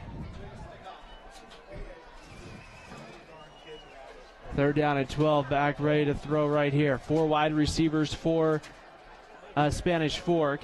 And Holt back to throw with some time down the slot. Tries to get into a tight window. Couple of Maple Mountain Golden Eagles got their hands on the ball, but that one goes incomplete to bring up 4th down. And that thing was a missile Holt through that time as it went through multiple people. And down by 24, it's the situation where you're probably going to want to go for it. Well, they're going to bring the punting team on here. I don't know if with how big play offense Maple Mountain's had, if you'd want to necessarily roll the dice here and give up a touchdown before the half, but probably kind of one of those preference ideas as there's the punt inside the 10. Takes a nice Spanish Fork bounce, and it will just kind of roll down to the 8-yard line. So a great punt right here. Again, it's going to force Maple Mountain, Chris, if they want to get in the end zone, to have to go about 92 yards. Yeah, it will, and I wondered if I'm Maple Mountain, I got a 24-point lead. I'm probably going to go conservative here. I'm not going to nil it, but I'm going to definitely just run it up a couple times and see if you can't get another big run up the middle. Get you some field position before you really go after it here. If Ruben Rose is able to maybe break another big run, or Quinlan Jackson, the backup back, we'll see what they can do right here. It's Jackson in the backfield here on 1st down. Nelson will drop back to throw. taking a shot there. That's complete to Brian Bess at around the 18-yard line. So giving Maple Mountain now some additional room to work with right there as just a simple out route to Bess. Yeah, Bess was open, picks up the majority of the yards needed, and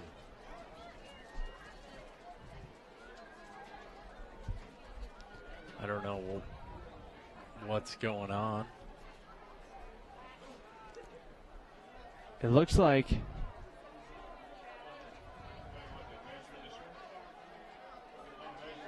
trying to see right here what it's going to be a first down. So the chains weren't moved quite yet. So now they'll get the chains moved.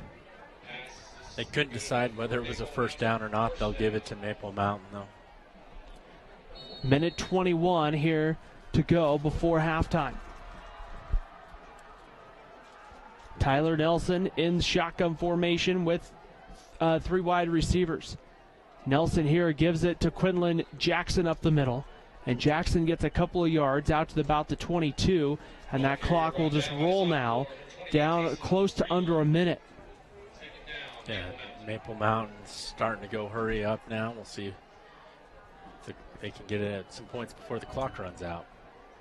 Nelson taking a shot, looking for Brian Bess. That one's going to go incomplete. A good coverage right there by, I believe that was Luke Evans on the coverage, and that's going to bring up third down. A great job by Evans that time, getting his hands up in there and making sure that Bess isn't able to hold on to that ball. Good pass, though, by Nelson. It was about the only spot he could throw it for a completion that time. So we'll see what happens here on third down and 5. And part of me wonders if Preston Parrish, if Spanish Fork found a way to get a stop, part of me wonders if Preston Parrish may not use that final timeout just to give them one more possession before the half. He might not need to if they throw it here. Third down and 5 right here, straight up the middle. It's going to be enough for a first down. As that was, again, Quinlan Jackson on the carry. And now the clock runs, 40 seconds to play here in the half.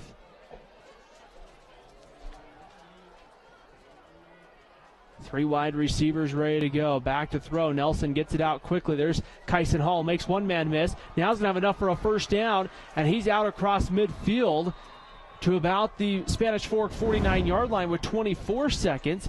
And now you're starting to get close to field goal range right there. Yeah, great pass, great moves there by Hall as he's able to pick up the majority of the clock will start here. Down to 20 seconds. They're at the Spanish Fork 49. Nelson back to throw with some time, going over the top, has a man out there, and it's going to be caught, it looks like, at about the 10-yard line to Brian Bess. With 10 seconds to play in the quarter, they can take a shot here at the end zone. Yeah, and we'll see. They'll take a timeout here, regroup with 10 seconds to go. And a great catch by Bess as he's coming up big on this drive. And now really, Chris, with 10 seconds to go in the half, you have probably 2 plays. One you get probably going to be a throw into the end zone, and then if you don't get that, I'm kicking the field goal. No timeouts for Maple Mountain here. So with that, if they had one of those timeouts that they called on one of the, delay of games, stoppers, I guess, if you will, then they possibly could run 2 plays. And this is 3 plays in this situation. And this is kind of where you like having that timeout because, Chris, you really have to run stuff towards the sideline or it has to be in the end zone where it's either a touchdown or incompletion. Yeah. I'm, probably throwing something towards the back of the end zone here. It's got to be quick, though. You can't hang on to the ball. Kyson Hall's to the top of your screen. Keep an eye on him. Now he goes in motion. Nelson back to throw. Jackson out of the backfield. No, it's Hall over the middle. Touchdown, Maple Mountain. Kyson Hall's 3rd touchdown of the night. And Maple Mountain's in the end zone. However, nope, I was just looking. I thought there was a penalty on the field. There was not. And Maple Mountain will find a way to score here before the half's over. And a little bit of a hat trick football style for both Hall and Nelson here in the first half as they've connected for 3 touchdown passes now. Seth Cromanhook on for the extra point. Snap was low, and now they're going to call a penalty here, it looks like. As trying to have him to come up with it. Braxton caught him. The holder had to just kind of quickly come up and roll out, and I thought his knee might have hit been on the ground, but we'll see what the penalty is. It's going to be offsides against Spanish Fork. That's how they got there so fast.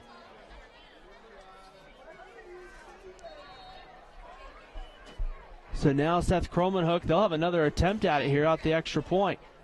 High snap, they get it down, and Cromanhook puts this one through the uprights, and with about 6.6 on the clock, Maple Mountain leads Spanish Fork 38-7 here on Spanish Fork 17.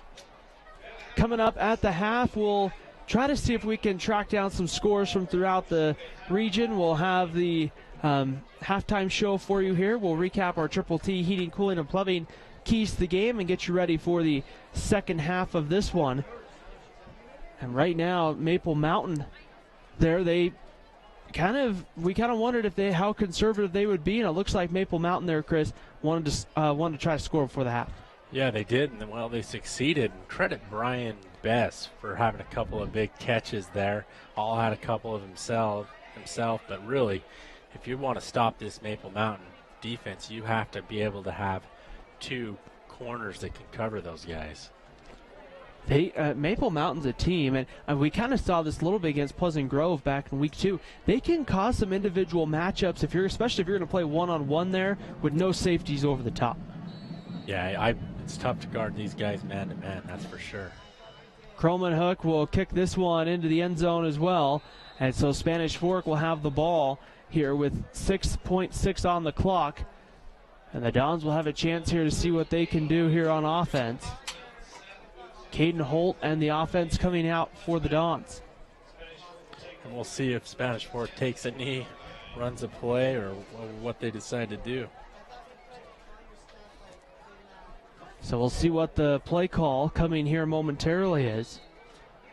And it just appears to be a formation that you just take a knee and get this one into the halftime locker room. They'll just take a knee, the clock will run out, and that will end the first half here from Spanish Fork High School. Maple Mountain makes several big plays that result in touchdowns. At the end of the first half, it's 38-7. Maple Mountain on top of Spanish Fork. This is high school football on Spanish Fork 17.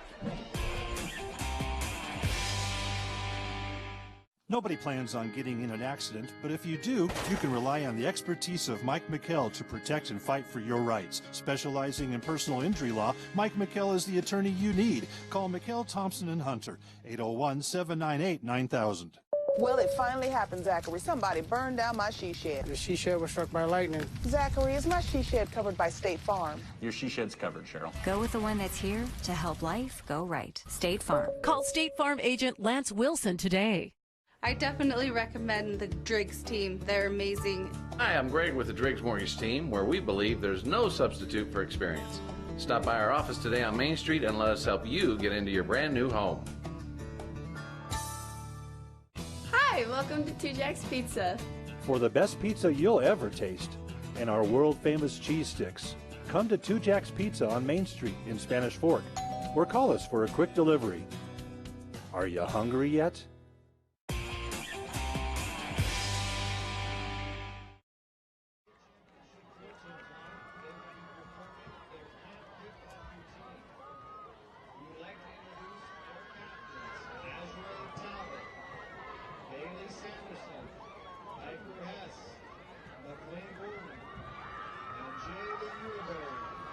Give it up for your state championship, Los Cholitos drill team.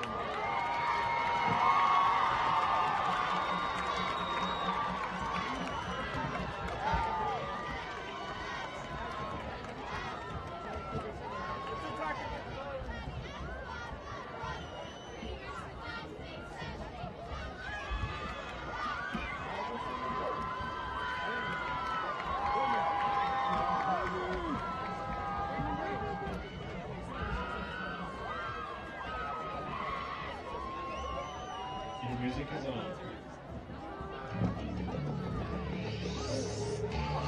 Are you ready? Is you ready? You say you ready? Whole squad ready? Is you ready? Are you ready? Is you ready? Whole squad ready? We came here to see just what you got. No, not on my watch. Bring what you got, I'm going to the top. You can bring what you got, I'm going to the top. Bring what you got. Bring what you got. I'm going to the top. I'm going to the top. Bring what you got. Bring what you got. I'm going to the top. I'm going to the top. Are you ready?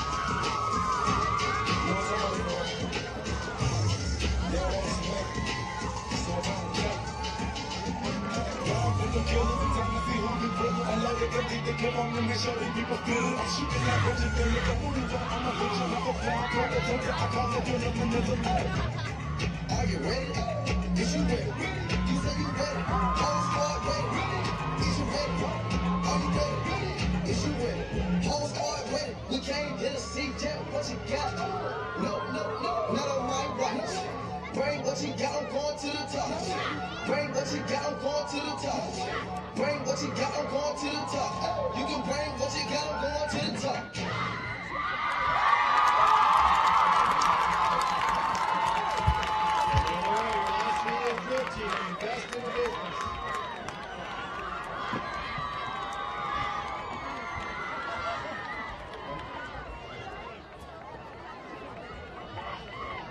And now performing your Spanish Fork cheerleaders. They're going to be performing a routine choreographed by Sydney Warner. Welcome to the field.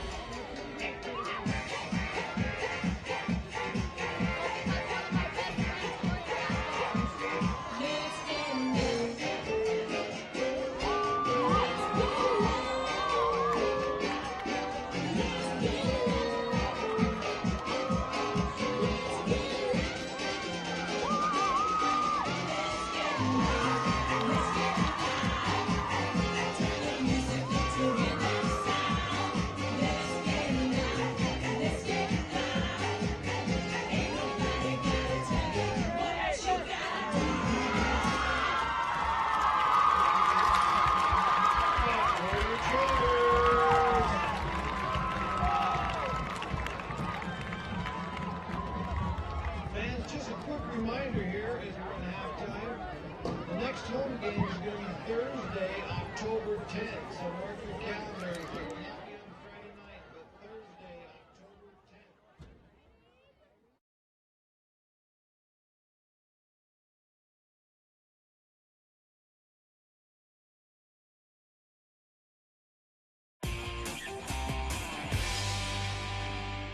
Need a new car or truck? Come to the guys you trust. The Car Guys are part of the Blue Diamond Auto Group, and they have the best selection of quality vehicles at the best prices for your budget. The Blue Diamond Auto Group with the Car Guys at 872 North Main in Spanish Fork.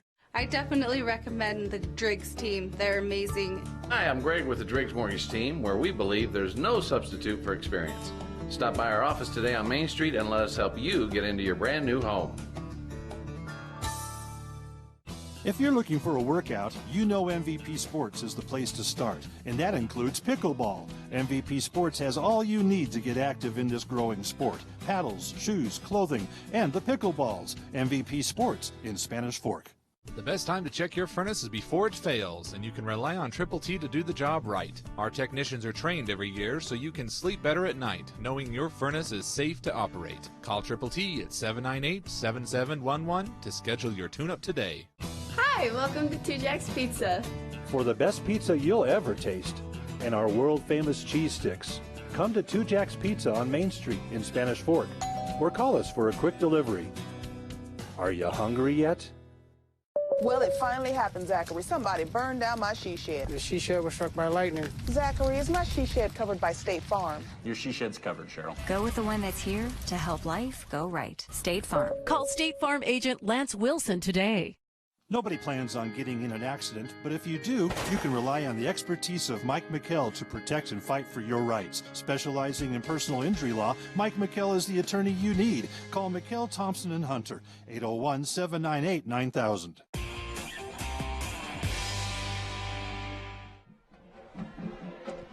Well, here at Spanish Fork High School tonight, we're here at halftime at 38-7 lead for the Maple Mountain Golden Eagles. On top of the Spanish Fork Dons, Ryan Pickens alongside Chris Hurst. As right now, this first half was kind of one of those things that we've kind of seen, Chris, the last couple of weeks, where as we have our wonderful crew up there, they're enjoying the halftime as the right there as it's not too cold of a night yet for them up there. Last week they really had to fight through the cold, as it was freezing in Salem. It was a chilly night last night. Tonight, kind of comfortable, and might be the last night it's comfortable here for the rest of the high school football season. They're talking about, I know this is a little bit, non-football related. They're talking about the weather pattern this winter could be kind of, back and forth and kind of nuts. Montana is supposed to have like a blizzard this weekend or this week or something like that.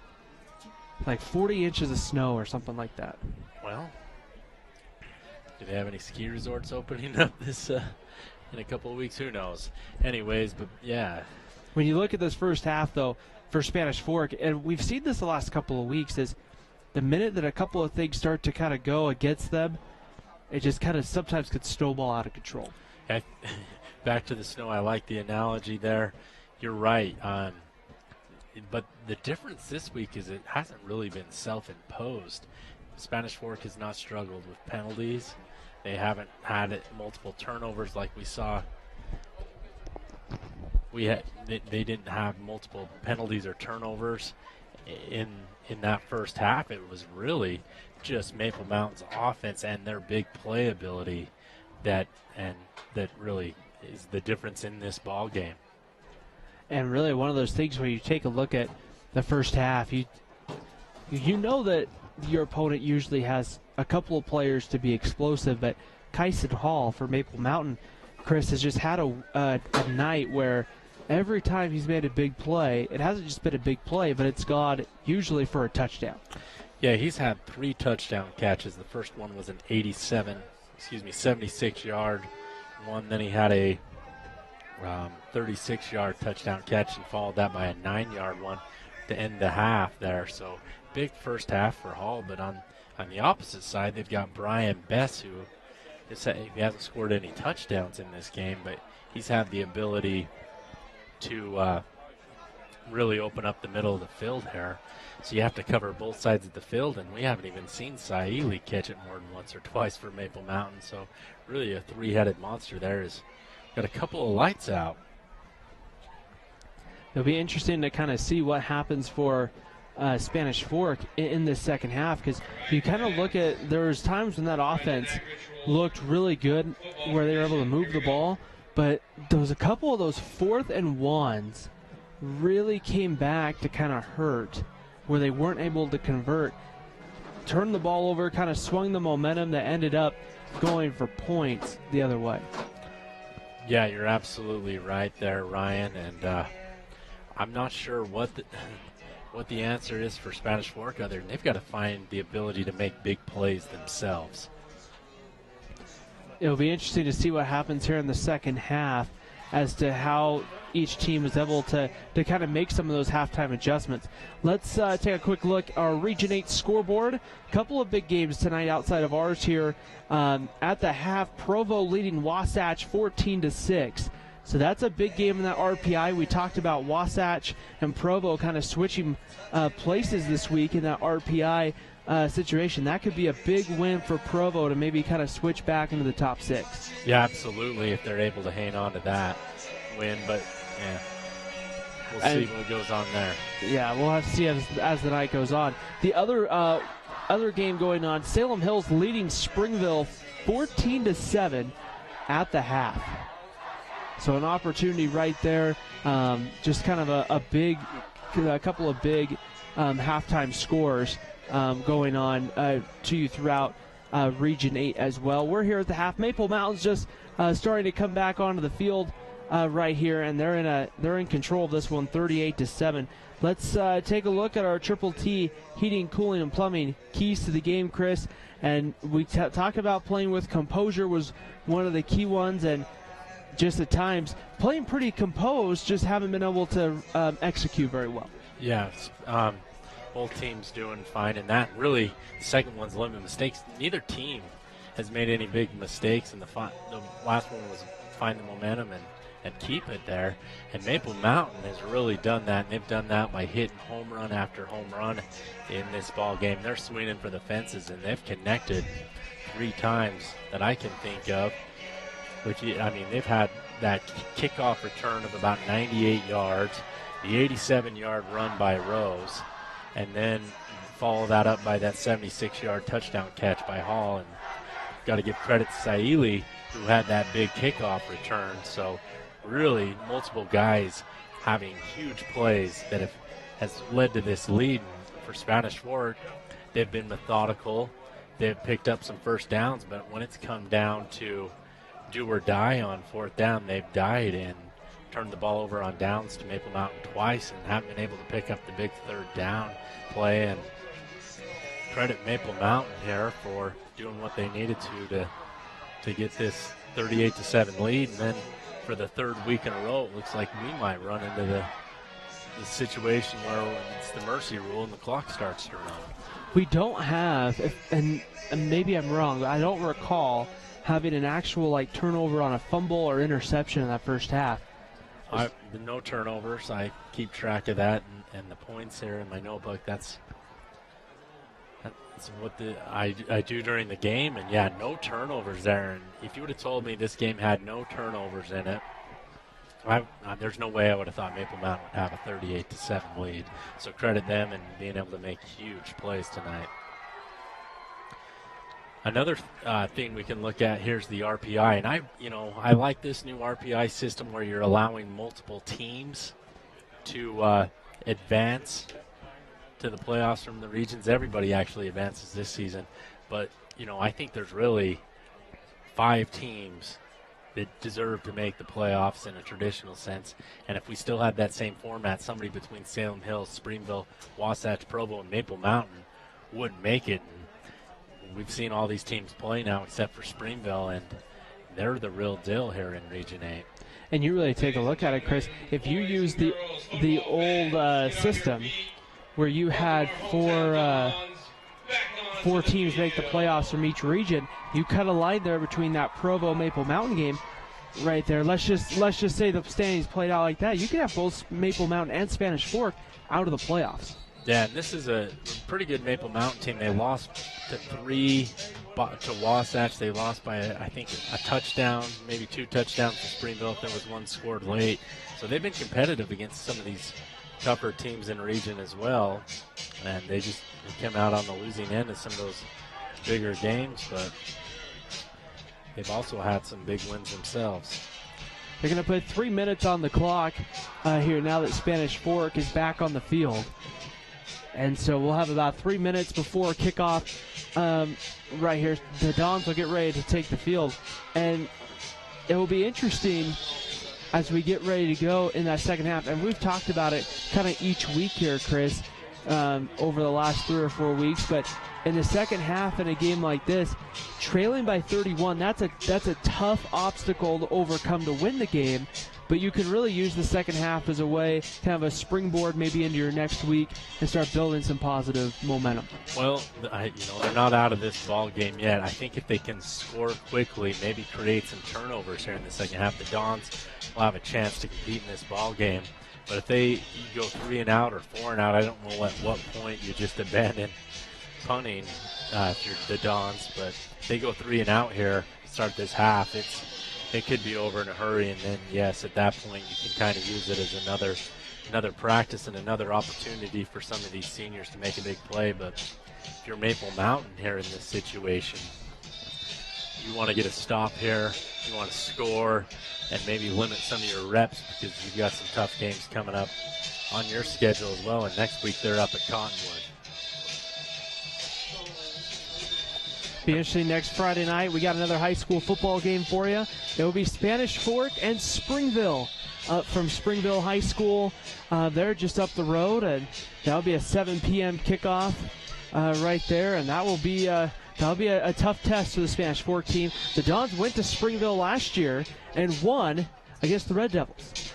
Yeah, they did, and a rare win lately for Spanish Fork against the Red Devils. The Red Devils have really, this last 8 or 9 years, have been, either take winning region and going to the, state semifinals or finals game quite a bit. So always a tough test when Spanish Fork has to go to Springville, but they were able to get over the hurdle last year. So it'll be interesting to kind of see here. Spanish Fork, they're taking the field. They're ready to go. The coaches still aren't completely on the field for Spanish Fork. And so, but the down special teams units out there, we're about ready, about 30 seconds or so away from kick, as McKay Perry will go back deep for the Dons, and Spanish Fork will get the football to open quarter number 3. Yeah, still 20 seconds on the clock here, but we'll probably get this one started a little early. Seth Cromanhook will get ready to kick it away. And Cromanhook's got an impressive leg. We saw him connect on that opening drive on a 43-yard field goal. And then he's been kicking it into the end zone every time here as well. So we'll see here if McKay Perry has a chance for a kickoff return or not. So far tonight, we haven't seen Perry, I don't think, return a kick. But Cromanhook ready to go again. Gets the ready to play from our official, and Cromanhook kicks this one, a line drive kick. Perry will have a chance to return this one from about the 1. Out across the 20, 25, 30. He's got a little bit of a hole, and Perry's still on his feet before he's brought down around the 30-yard line, and that's where the second half will start for the Spanish Fork Dons. And their quarterback coming out will be Caden Holt. Yeah, great job by Perry getting upfield, making a few guys miss, and they'll start with decent field position at the 30 for Holt here. We haven't seen Dart in this ballgame. He is down on the sideline dressed. Looks like he's ready to go as well at some point in this game. First down and 10, ball on the 30-yard line, and it will be Tayson Reed on first down. And Reed will kind of dive ahead for maybe 3 or 4, no more than 4 on first down, I believe. One thing Spanish Fork's been able to do better this week is they've been able to run the ball with Reed up the middle a little bit. It'll be second down and about, they're only going to give Tayson Reed there about 2 on first down. So it's a 2nd and 8 for Spanish Fork. Here's a give again. There's Tayson Reed. He's got a first down there on the carry, and he's going to be out around the 44, 45-yard line there with the first down carry. But there's a penalty flag right around the area of the offensive line. So this, I would imagine, is going to be going backwards against Spanish Fork. I think one of the offensive linemen had a hold that time. The interesting thing, it seems like in the first quarter of these games lately that there's hardly any penalties, and as the game goes along, they continue to increase in frequency. I don't know if that's due to fatigue or if the refs get warmed up or what the situation is there. So it's going to back the Dons back inside the 30 to about the 24. Here's Caden Holt on the keeper. And now he cuts it back up in the middle. He's going to have a first, or he's not going to quite have the first down. Now he'll get the first down. Cross the 40 to about the 41. Yeah, great job by Holt. Bounces to the outside, realizes there's nothing there, has the wherewithal to cut inside and have a huge pickup there. So it looked like that play was going nowhere. Instead, it turns out to be a huge pickup. And kind of looks like there's a penalty flag on the field, and we'll see here. You can get personal foul, hit to the head against Maple Mountain. So that's going to tack on about 15 to the end of the play. And so Spanish Fork now will go into the plus side of the field here and have an opportunity to see if they can move the ball and try to see if they can get in the end zone, Chris. A touchdown here on the opening drive would be key for the Dons. Yeah, it would cut into that lead, give them some confidence, and then they will need to rely on their defense to create some turnovers. Caden Holt throws this one out there. That's complete out to Jace Gunter, number 16. He's got it inside the 35 to about the 34, and he'll be about maybe a half a yard short of a first down. Yeah, great job by Gunter getting to the finding a hole in that zone defense, and Holt puts it right on the money. It's going to be enough for a first down. They're still getting the chains set, however. So now the chains just set as the ball is snapped. Tayson Reed up the middle. This time, though, not much going on first down there for Tayson Reed. Yeah, the one thing I'd say about the chain crew is I look over to see where the down and distance is, and the far official hasn't moved them. So great job by them. Wait until the official signals them, but they got to get that signal or they might not be able to move the chains in time. Second down and 9 coming up here. 9:51 to play here in the third quarter. Opening drive of the second half for Spanish Fork. 4 wide receivers. Keep an eye on Corbin Harrison, the bottom of your screen. That one's knocked down again at the line, and that one goes incomplete. Yeah, and once again, it's Hubbard that gets a finger on that as he bats that down at the line. He's done that multiple times today. Well, he almost got on that one there. Just looking at the car guys of the Blue Diamond Auto Group replay, Chris, he almost got both hands on that one. Well, that's hard to do, especially when you got somebody pushing you to get up and catch that, but that's always a defensive lineman's dream. Third down and 9 coming up right here.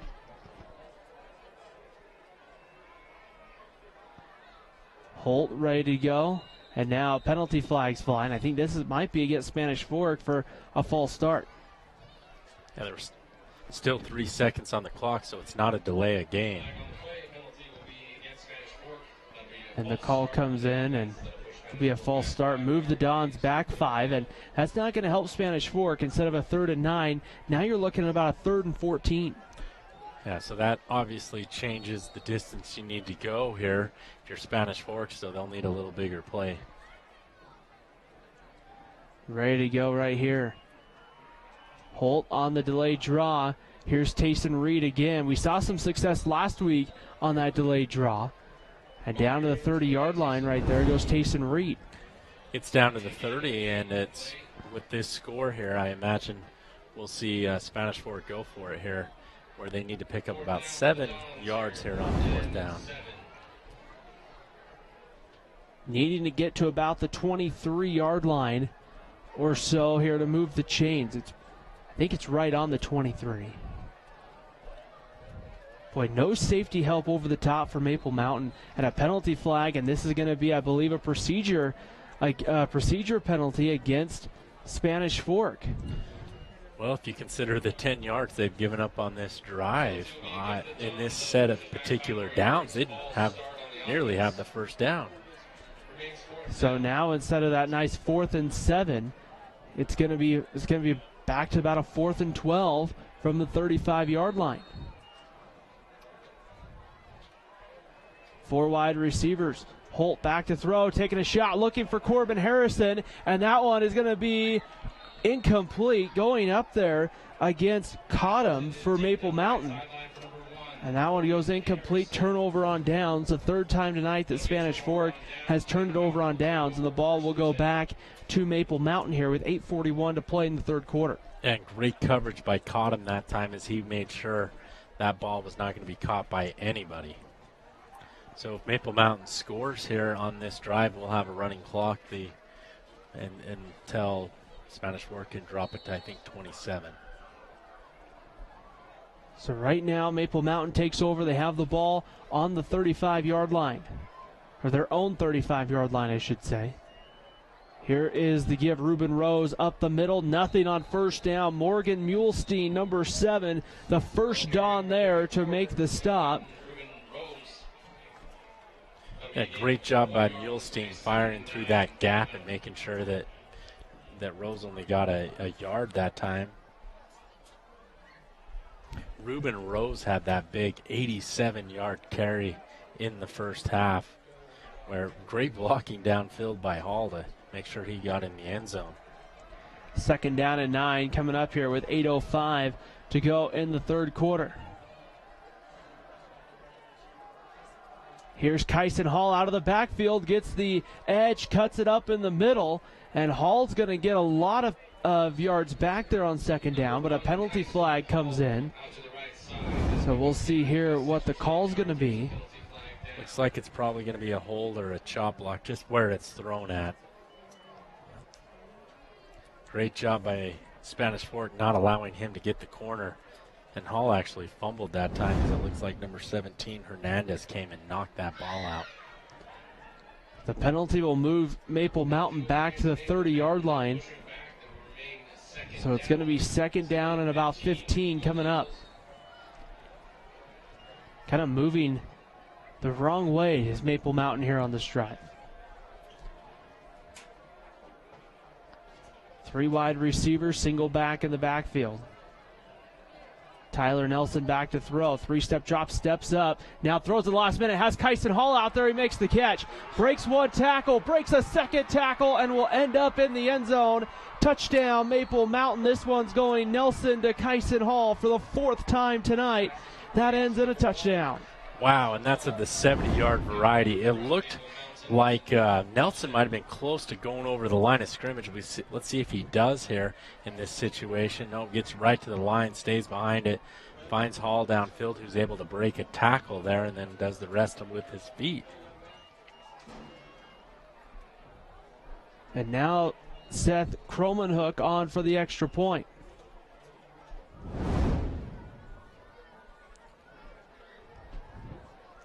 Snap low, the hold is down, but the kick looks good from here, and it's through. And with 7:43 to play here in the third quarter, Maple Mountain leading Spanish Fork 45-7 here on Spanish Fork 17.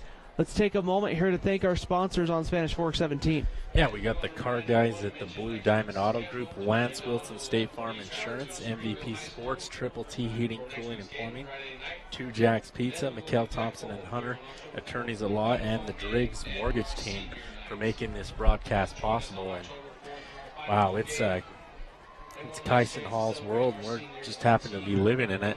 I'm estimating he has around 250 yards receiving and 4 touchdowns in this game. Well, just taking the 2 touchdowns that he has right there, that would put him at 76 and 70, right? Yeah, that's 146. He has another one for 36 and one for 9. He's made a couple of other catches. That's how I got to around 250. That's not a bad night for a wide receiver, especially with 7:43 to go through the third quarter. Seth Cromanhook will get ready to kick it away. McKay Perry back deep. Inside his 5. He's standing at his own 1-yard line.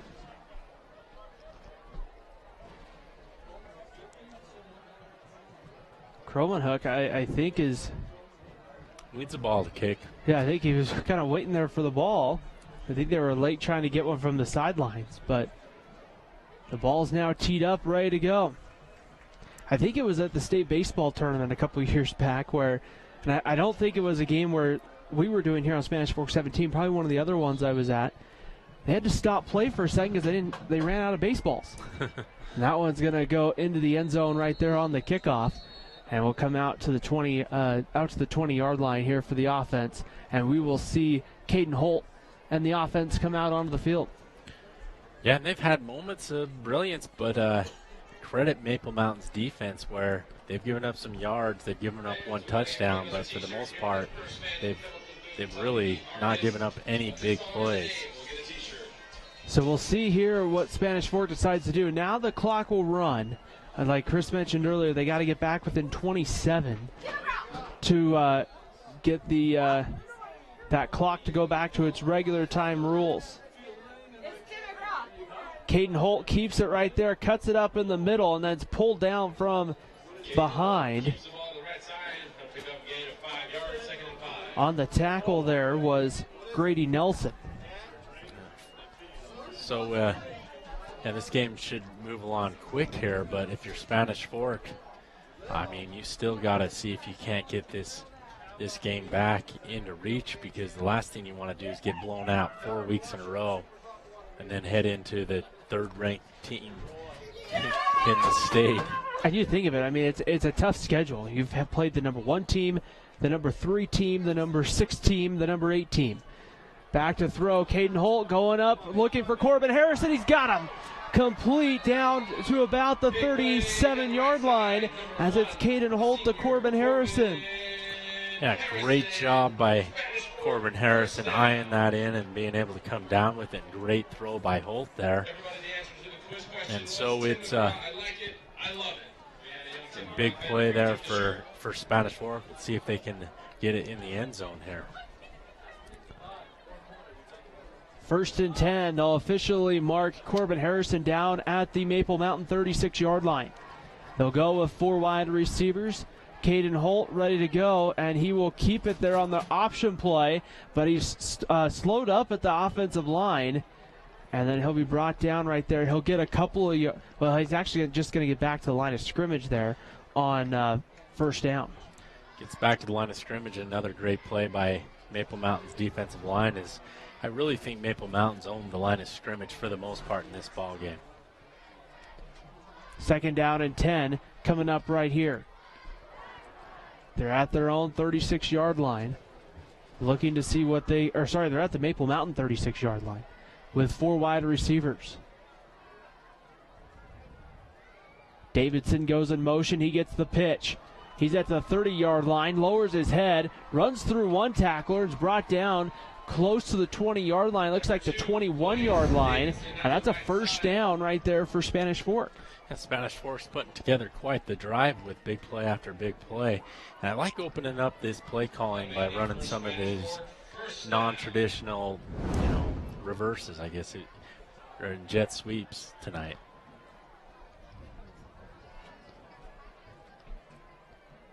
Caden Holt directing traffic in the backfield. Single back set. And it will be Tayson Reed right there, immediately brought down. Getting there was number 68 for Maple Mountain. That's Drake Murdoch right there on the tackle. Yeah, Murdoch just beat his block from the guard that time and is able to get outside. So great job, assignment sound defense for Maple Mountain there. Be 2nd down and about 6 after a gain of 4. And I didn't think he quite got 4, but there it will work out in the favor of Spanish Fork. 4 wide receivers. Keep an eye on that matchup to the bottom with Gabe Oldham. They'll quickly get it out. That one's caught. That's Elias Davidson. Reaches for the end zone. He's in. Touchdown, Spanish Fork. 17-yard strike from Caden Holt to Eli Davidson for the touchdown. Yeah, great job there as they fake the play action pass there, and Davidson finds a hole in there and stretches into the end zone for 6.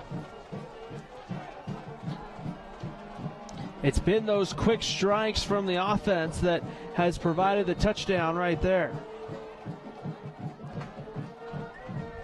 Extra point is on by Cade Olson, and he puts that one through the uprights.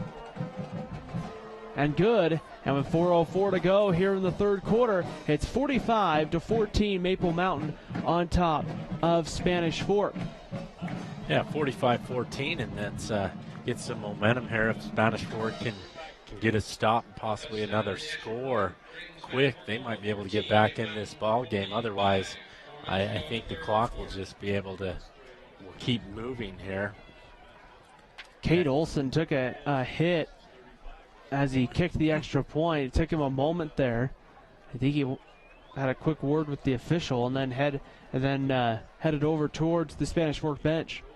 No penalty called, so if he did get hit, which he probably did if you saw it, then the officials obviously blew that one. So we'll see here. The last time Spanish Fork in the first half had scored a touchdown, and then on this Assuing kickoff, it was Aiden Seuli that took it back to the house for a touchdown for Maple Mountain. So right here, so we'll test the coverage team for Spanish Fork, as it will be Seth Wilkins, number 21, to kick it away. Wilkins ready to go right here. And the kick will go over towards the bottom of your screen. Sayuli picks it up. He's got some green in front of him, breaks one tackle, still looking to try to get outside and pull down across the 49 to the 48-yard line on the kickoff return. And Aiden Sayuli again there, Chris, breaks a nice return. Yeah, it looked like he was going to get his second touchdown on a kickoff return and was brought down there. But still, anytime you start the ball on the other side, on the plus side of the field, that is a huge momentum shifter. So they'll start here on the 48-yard line. And that clock continuing to run at this point.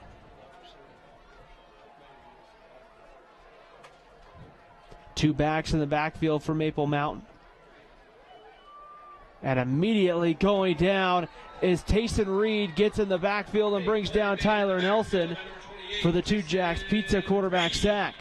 Yeah, and Reed just fired in there like a missile and gets into Nelson that time, brings him down for a big loss, and now Maple Mountain's back on their side of the field. A loss of 4 on first down brings up 2nd and 14.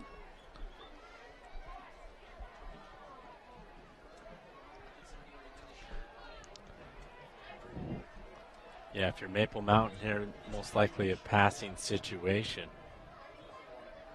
Ready to go right here. Nelson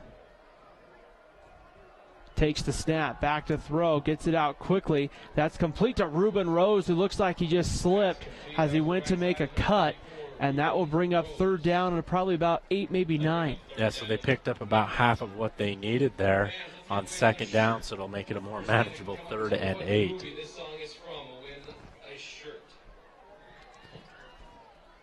Second down and 14. Sorry, not 2nd and 14. It's going to be 3rd down, about 8.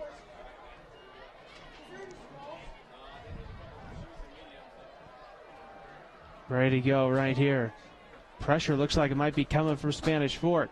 Nelson back to throw, drops it out of the flat, has his man out there, just runs past one, spins, has a 1st down for Maple Mountain. It looks like that was number 8, Hess, that time coming up with the catch. Ammon Hess, they're able to find a way there for enough for a 1st down. And the Golden Eagles are driving again inside the 35. They'll mark the ball at the 33.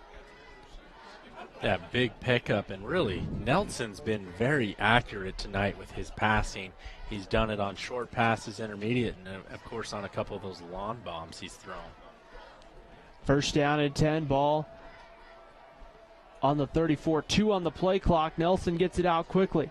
That's complete again, and I believe this time it might be Hess again. No, that was Brian Best, number 2. Very impressed with these wide receivers that Maple Mountain has, and Best is a junior, Hall's a junior. So they'll bring a couple of these guys back, and Saili's also a junior. So Nelson's a junior. They should return quite the passing attack next year if they can get some protection. Nelson back to throw. Again, gets it out there. That's complete to Brian Best. He makes 2 men miss. Pulled down from behind at about the 10-yard line by Jeffrey Hernandez. Joe Hernandez, the linebacker and special teams coach for Spanish Fork. Yeah, great tackle that time. It was at Gunter, it looks like, on the replay, coming from his safety spot. But nonetheless, Maple Mountain picks up another first down. Spanish Fork has made a couple of substitutions. Here is Tyler Nelson. Nelson on the give. Nelson kept it. Ball comes loose, and it looks like Spanish Fork got on it. Brad Stevens, the one that comes away with the football, and the Dons have forced a turnover.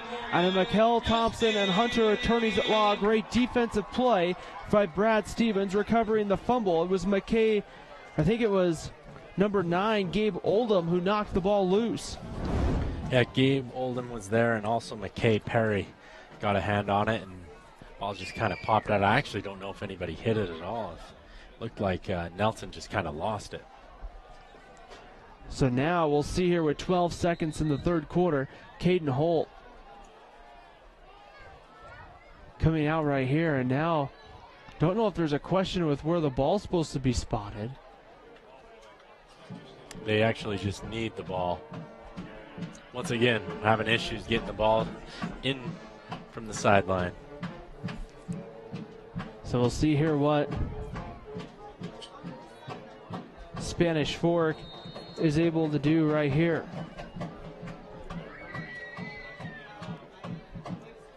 This will probably be our last play of the quarter.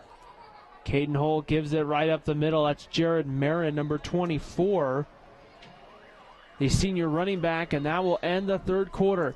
We head to the fourth here on Spanish Fork 17. Maple Mountain 45, Spanish Fork 14. This is high school football on Spanish Fork 17. If you're looking for a workout, you know MVP Sports is the place to start, and that includes pickleball. MVP Sports has all you need to get active in this growing sport. Paddles, shoes, clothing, and the pickleballs. MVP Sports in Spanish Fork.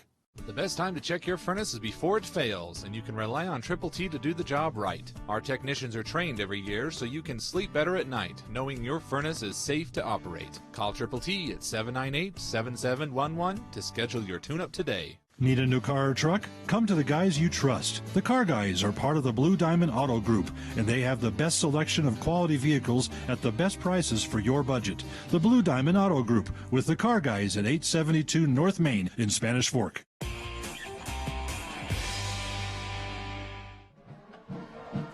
Start of the fourth quarter here on Spanish Fork 17. Ryan Pickens alongside Chris Hurst as we get ready for quarter number 4 and this crosstown rivalry game. 45-14 lead right now for Maple Mountain, but it is Spanish Fork football right now at their own 18-yard line.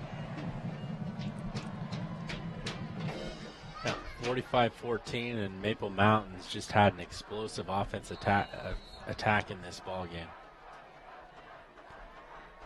Clock begins to run here on the ready for play. Caden Holt takes it right up the middle, tries to bounce it outside. Maple Mountain trying to rip the ball loose right there, and getting a couple of yards there on the carry was Caden Holt. Yeah, Caden Holt does a good job of first hanging onto the ball and then getting positive yards upfield. And it'll be third down and about three or so coming up right here for Spanish Fork. And with this running clock, Spanish Fork can stop it if they get a score here. 4 wide receivers right here. Pressure looks like it might be coming. Holt gets it out quickly. That one's going to go to Cade Olson, and it's going to go incomplete. It's going to be the call, or at least the initial call right there. Cade Olson kind of blanketed in coverage right there, and that's going to bring up, it looks like, fourth down. And they were saying Saili got there a little early on Olson. But I was looking down at the official, and he had his back to the play as he was running the other direction, so he didn't even see what was going on. So bring up fourth down, and I think the punting unit's going to come on here for Spanish Fork. They're going to run everybody on. They only have 8 seconds on the play clock right here. The punter already on the field is Cade Olson. They're going to get this one off, and now penalty and whistles blow. And I think do we have a timeout? Or is it going to be a penalty? I think the center might have snapped the lawn snapper that time. Didn't snap it when everybody moved. So it's a false start. So that will back Spanish Fork up 5 yards. Kate Olson will punt. Back deep for Maple Mountain, number 10, Aiden Seuli. He's standing back at his own 44-yard line. Olson looks like he wanted to try to fake it. That one maybe partially blocked. Olson will get the punt to about the 42-yard line of Spanish Fork. And so it's only going to be about a 20-some-odd yard punt right there. Or maybe not even 20. I think it might have been only about 19 yards from the line of scrimmage. So a good field position here for Maple Mountain. Yeah, they'll start with really good field position here and, this large lead of 31. So first down and 10 coming up here for the Golden Eagles. Tyler Nelson and Maple Mountain coming out right here to start their next drive. Most of the first team still in for the Golden Eagles. Nelson takes the straight quarterback draw up the middle, runs in to Tayson Reed and Rupena right there. A nice job right there for Spanish Fork quickly getting there to make the stop. Yeah, great job by Rupena being able to get off his block, shedding it, and Reed also getting in on that tackle quickly. 2nd and 8 for Maple Mountain. So Nelson does gain 2 on the first down carry.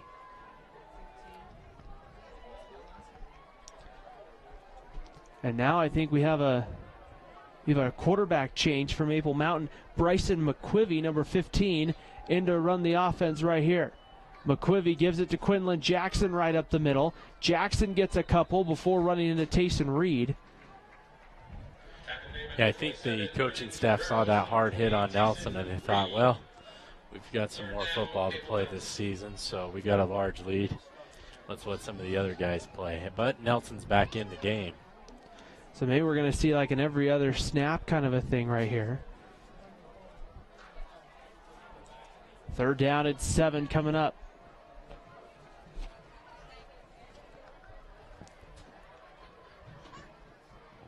Nelson back to throw with some time. That pass is picked off by Dallin Pepper. Coming back the other way. Pepper down the sideline, gets knocked out of bounds by Tyler Nelson. We've seen back-to-back turnovers for Nelson here in this ball game.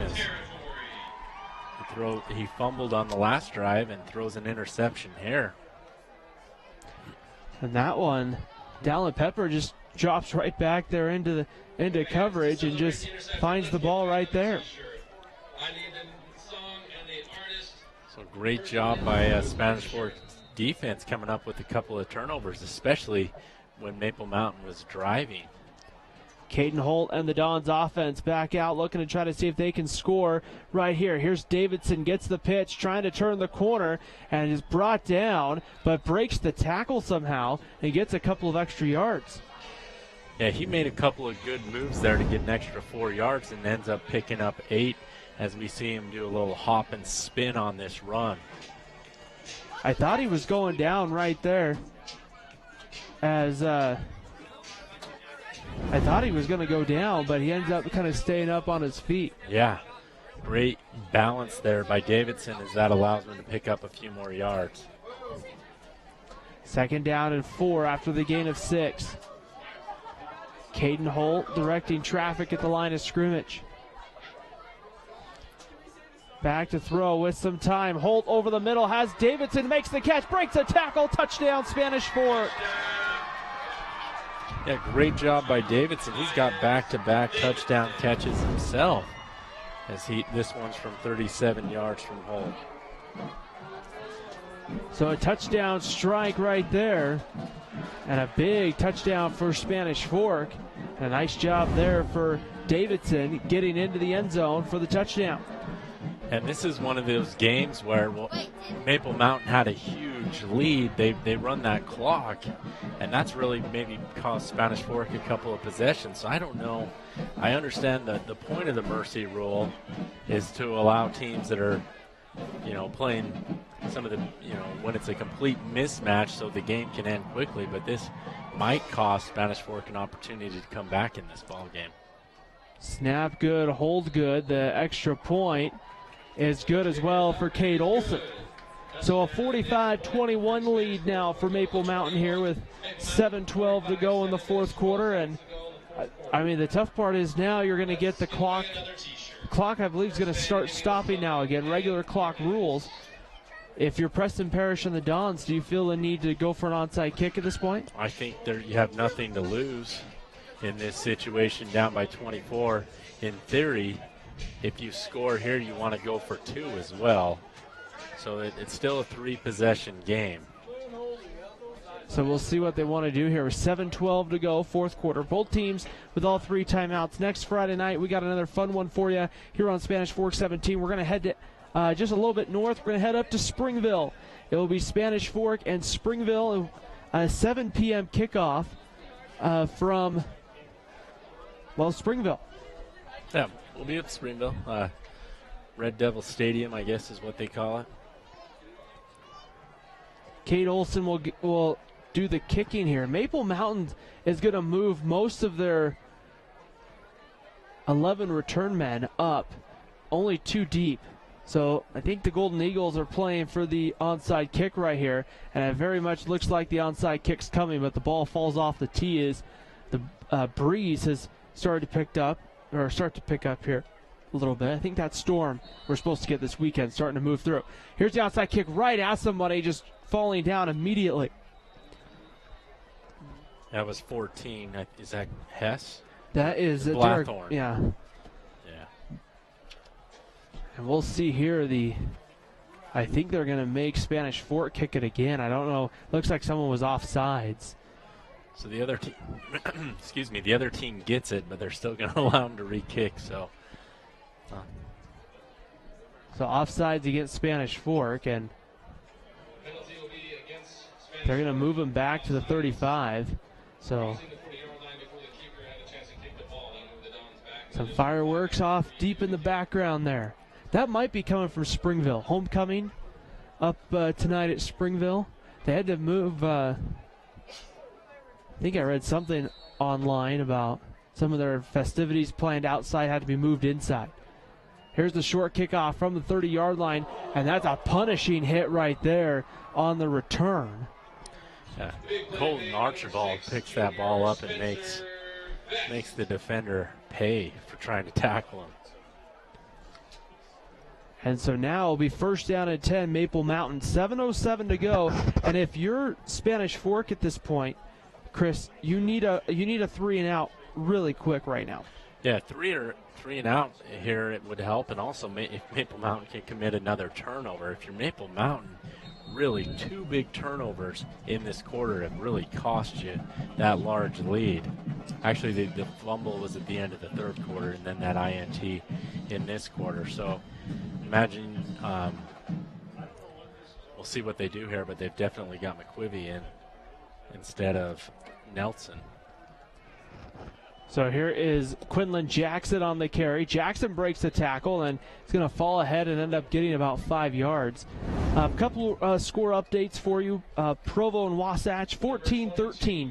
That one in the third quarter, favor of Provo. And Salem Hills is pulled away from Springville, 35-7 Skyhawks. Wow. With that was with about 10:14 to play in the fourth.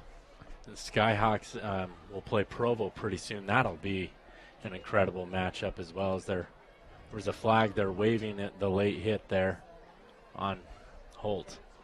He's going to wave the flag off right there. So just a gain of about 5 there. Makes it second down and about 4 coming up. McQuivy right here joined by 2 backs. 8 on the play clock. I think Maple Mountain's trying to just use as much time as possible.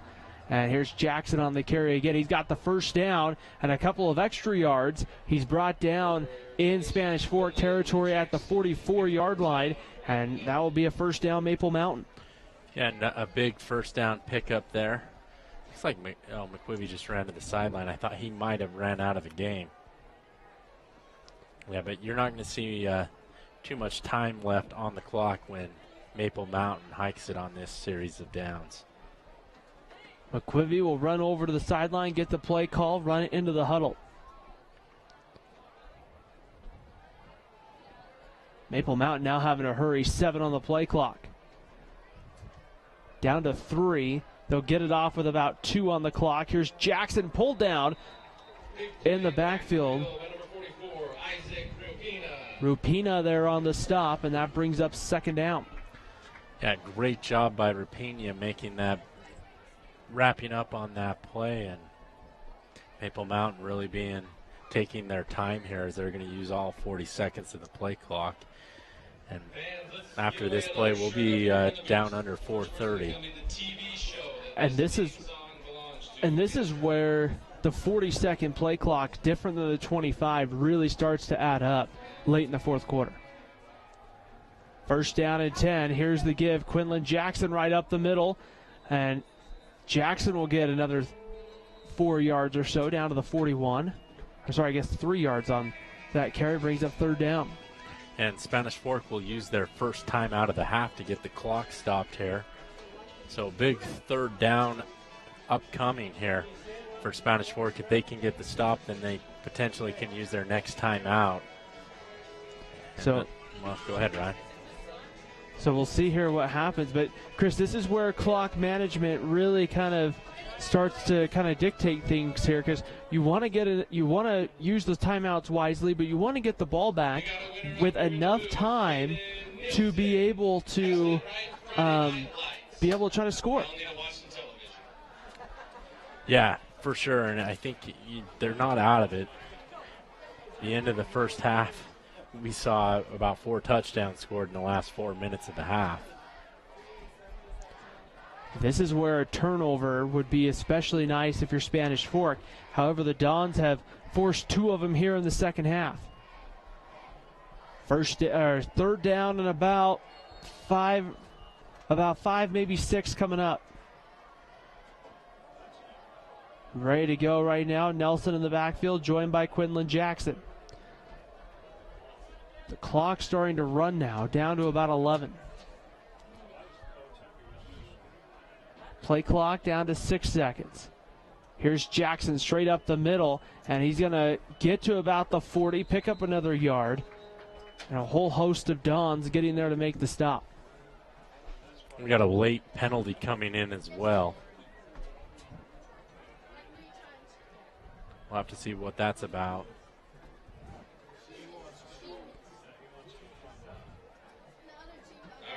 So we'll see here what happened with 3rd and 5 coming up. Looks like this one might be on Davidson as he's trying to explain what he did. He seems visibly upset on the sideline. So we'll see here what they elect to do here and what the penalty call is going to be. Maple Mountains broke the huddle. So we'll see. The official's still trying to sort this penalty out right here and kind of see what the call and that will be right here. We'll see here. We're going to get dead ball, unsportsmanlike conduct, Spanish Fork. And that will bring up, looks like Elias Davidson, I believe that he has been ejected, is what it kind of looked like. It looked like the official gave the thumbs up backwards. And Davidson, it looks like now leaving with one of the assistant coaches for Spanish Fork.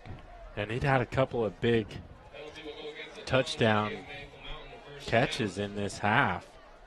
One of 37 and one of 27, so big loss for the Dons. So it'll end up being a first down for Maple Mountain. 2 backs in the backfield. McQuivy in there at quarterback. Ready to go right here. McQuivy takes the snap, gives off to Quinlan Jackson at the 20, cuts up, and is brought down finally inside the 10 at the 9-yard line. Quinlan Jackson has Maple Mountain inside the Driggs Mortgage Team red zone, and that will be a 1st and goal play coming up here for Maple Mountain. Yeah, great job by Quinlan Jackson as he's been the featured back on this drive, and he's had quite a few successful runs. And really, we haven't mentioned the Driggs Mortgage team red zone too much because we've had big strike plays tonight. Haven't had a lot of drives that have ended in the red zone, but we'll see one right here. Under 3 minutes to go, fourth quarter, 45-21 lead for Maple Mountain. McQuivy gives off. Here's Ammon Hess, and Hess will be brought down by McKay Perry. And there's a penalty flag down right around the 11-yard line. I don't know if this is a face mask. Nope, it's going to be a holding on Maple Mountain. So this will back the Golden Eagles up here. Cost them 10 yards.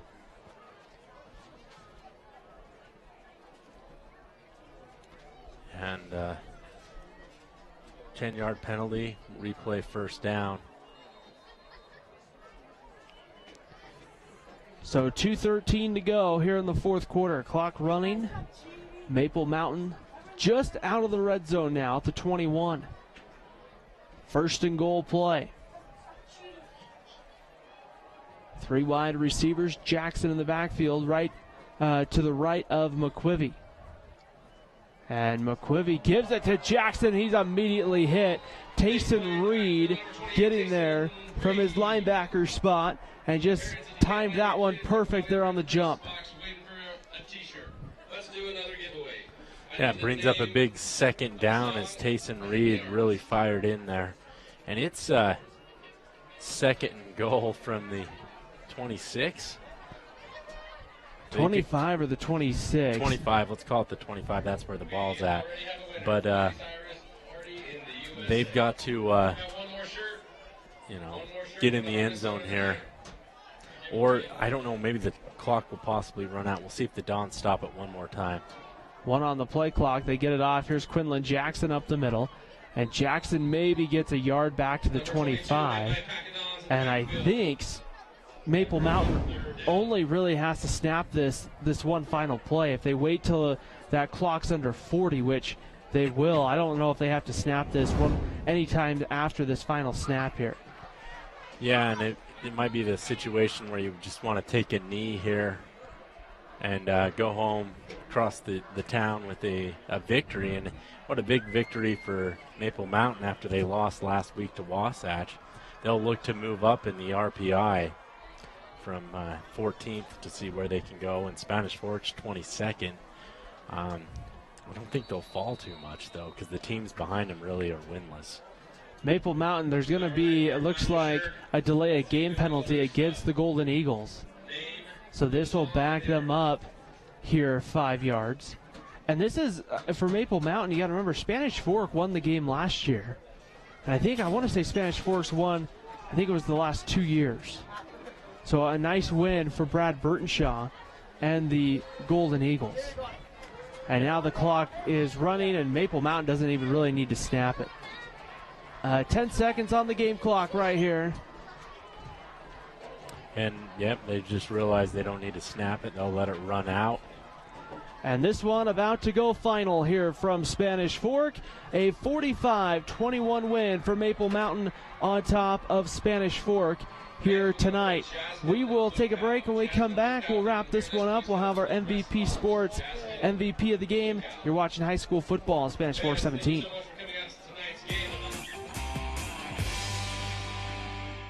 Nobody plans on getting in an accident, but if you do, you can rely on the expertise of Mike McKell to protect and fight for your rights. Specializing in personal injury law, Mike McKell is the attorney you need. Call McKell, Thompson, and Hunter, 801-798-9000.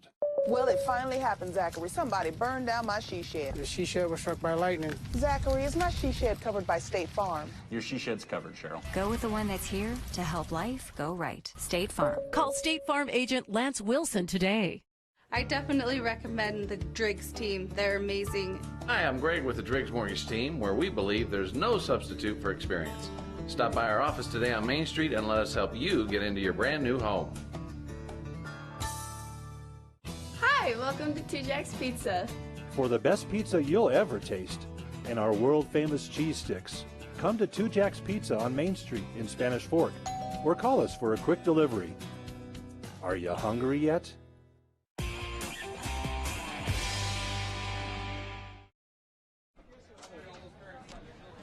Well, it's gone final. The team shaking hands here in this crosstown rivalry game that this year goes in favor of the Maple Mountain Golden Eagles, a 45-21 win for Maple Mountain, who will pick up a nice Region 8 victory here and have a chance to maybe improve the RPI rankings as we go throughout the rest of the season. Ryan Pickens alongside Chris Hurst back here with you at Spanish Fork High School. And Chris, we weren't really sure what we were going to get, if we were going to get some nice long drives tonight or some big plays. And Maple Mountain, both teams kind of had their moments with big plays. Maple Mountain just made more of them tonight that ended up resulting in points. Yeah, they did, and really 4 or 5 just big plays Maple Mountain had that resulted in touchdowns greater than 50 yards. So very impressive with the big strike ability. So Spanish Fork's got some work to do to clean up that, to make sure that they're not getting beat deep. The Dons found a way tonight, Chris, to generate some offense and try to see what they could do. Still not maybe as offensively sharp as you would like if you're Spanish Fork, especially coming into the next couple of weeks where you got Springville, and you really, after tonight now, Chris, you only have 3 more weeks to really improve that RPI before it's playoff time. Yeah, so they got 3 more opportunities to prove themselves. The things that they did well, though, they didn't turn it over. They didn't have big penalties in this game. The issue is they weren't able to convert when it counted on 4th down early in this ball game. And so that offense has some work to do to make sure that they can pick up first downs. And they got an opportunity next week against Springville, and I think Springville's very beatable. So it'll be a tough test next week for Spanish Fork. When you just look at this game as a whole, we kind of wondered the last couple of years, this wasn't really a crosstown rivalry type game. But now back in the same region, you're in the same classification. Did you kind of get a glimpse of maybe the old Spanish Fork Maple Mountain rivalry? Well, it's nice to see them in the same classification. Even though they were playing each other, it means a little more this season. But, yeah, Maple Mountain looked very impressive on offense. And all those big those guys making big plays, most of them were juniors tonight. We'll go ahead and award our MVP Sports MVP, but we're going to do MVPs of the game tonight. Let's start with Maple Mountain, and we're going to go with Kyson Hall, who maybe had his best game of his high school career tonight. Yeah, he had 4 touchdown catches, with the longest being 76 yards, and so he played an amazing ball game here, and really got Maple Mountain out to that huge lead tonight. It'll be interesting to see you go to the other side, and really we were kind of waiting to see if a quarterback would emerge, and it had kind of appeared tonight that Caden Holt might have maybe appeared just a little bit as our crew again out there having some fun up above us here tonight. As they, I don't know if we can compete with this, Ryan. I don't want to even try. I'll just let them have their fun up there. When we go over to Maple Mountain, we go over to Spanish Fork, Caden Holt had one of those games where we're kind of waiting to see which quarterback would separate themselves. Caden Holt tonight made some good throws. I think the biggest thing, though, Caden Holt didn't turn the ball over. He didn't turn it over, and he accounted for all 3 of Spanish Fork's touchdowns, 2 of them through the air to Davidson, and then was able to run for 1. But like I said, they just weren't able to pick it up on 4th down and 3rd down when they needed to, and that's the big difference. It'll be interesting. We got another fun one coming up next Friday night here from Springville High School. It'll be Spanish Fork and Springville. You talk about the year the Red Devils are having, top 5 team in the RPI, looking to potentially kind of cap their resume, so to speak.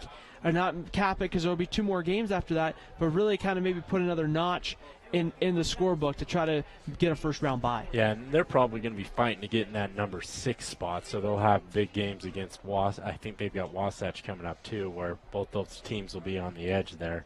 So we'll see how far Springville falls, assuming that score against Salem Hills is correct and holds up. So it'll be very interesting to see what does Spanish Fork have to do to kind of stay in a point, Chris, where maybe they can pull an upset. Well, I think they got to continue to not turn the ball over, but then the next thing, they've got to stop the big play. They gave up way too many big plays tonight, and then they've got to continue to run the ball and pick it up on fourth down when it counts and get in the end zone. It'll be a big one. It'll be a big test next week for Spanish Fork next Friday night. 7 p.m. kick from Springville. We'll have that one for you, our last Friday night broadcast of the year. We'll get ready to say so long tonight from Spanish Fork High School for our SFCN sports team and my partner Chris Hurst. I'm Ryan Pickens saying so long tonight, where Maple Mountain wins the rivalry game 45-21 over the Spanish Fork Dons. You've been watching high school football on Spanish Fork 17.